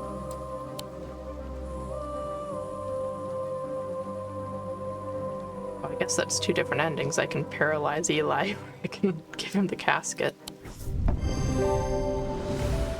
The wave of intoxicating power washes over me, but I hold strong against it. I hand over the casket, and together we begin activating the items arranged around the pit, working as fast as we can. It still takes longer than we'd like, and when I look up again, the thaumaturge has fear in his eyes. We're too late. The mob is upon us. One of them grabs Eli and tries to wrestle the casket from his hands. I rush across to help him, but it's no use. They are all around us. The man tears the casket free and it clatters to the floor, skittering to the edge of the pit before coming to rest on the precipice. The gray-haired woman stoops to pick it up, and I am surprised to find that I recognize her. It's Verona Green, the occult scholar. The mob cheers, but Verona turns towards me, and I am no longer afraid. Her eyes are ringed with darkness, but they are not black. Back from the dead. She winks at me and throws the casket into the pit. At the same moment, Eli activates the Light of Fortune. Time stands still, and then there's a rush and a roar as a swirling vortex of blue-green light races up out of the pit. The cask is sent soaring up into the night sky, where it seems to hang for a moment, turning slowly in the air until, with a sickening, splintering crash, it shatters into 1,000 pieces, and then there is nothing but smoke and the smell of ozone, and all is quiet. Hey! It's been a few weeks since the casket was destroyed, but I am still riding high on the elation and relief from that night. Everything seemed to come together right when it needed to, and somehow we avoided a terrible catastrophe. Those who were under the casket spell were released almost immediately. They remember nothing from their ordeal, but there seems to be no lingering ill effects, and Dr. Robertson says they have all made a full recovery. It is rare for Eli to express much emotion, but even he congratulated me on my strength and resolve in the face of such darkness. He too felt the allure of the casket, and was worried that it would overwhelm me. He told me with a hint of pride that I would make a fine thaumaturge. Heck yeah! Ending 1, a catastrophe avoided.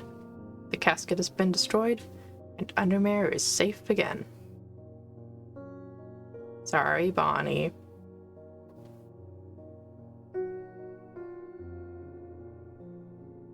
Murdered by her own bloodthirsty followers when the casket was not opened. Oof.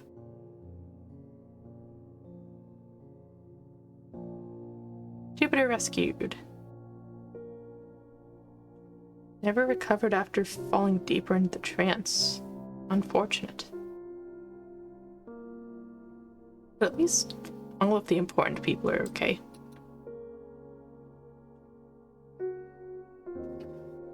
Yeah, that's another strange game down.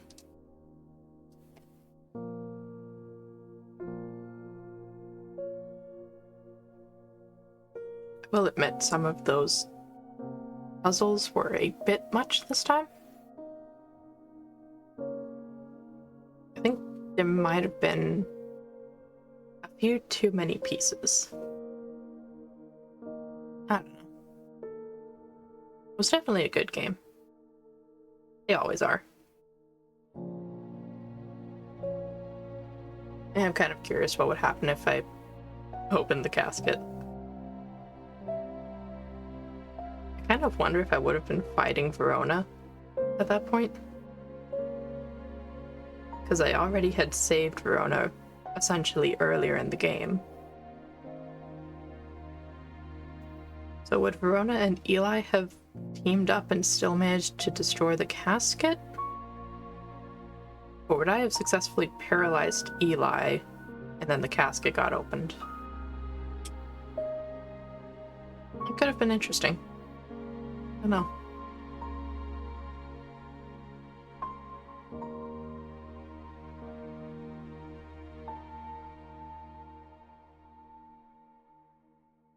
Yeah, pretty good game. as always. Day 19, Epilogue. And we get to pet Jupiter again. Yeah. Miss Sherwood. Hello. My father is suffering from Morgan's insanity. His doctors have given up on him, but Dr. Robertson told me there might be a way to save him. She said it might be possible to stop the infection spreading by cutting the poisonous thoughts from his mind, but she said it was beyond her skill.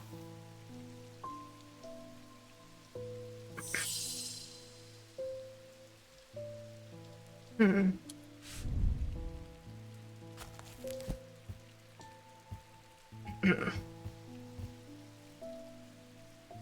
think that might be a diverging hook.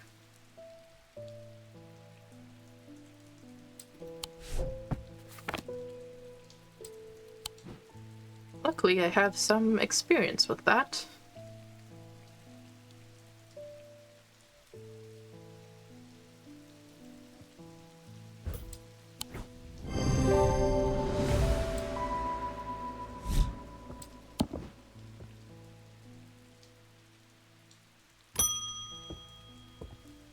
Grafton, hello. An old hermit living out past Wast Water. Rarely comes into town. He brings me lists now and then for odd things. Something that will pull water from thin air. No idea if he's mad or onto something, but I said I'd ask around.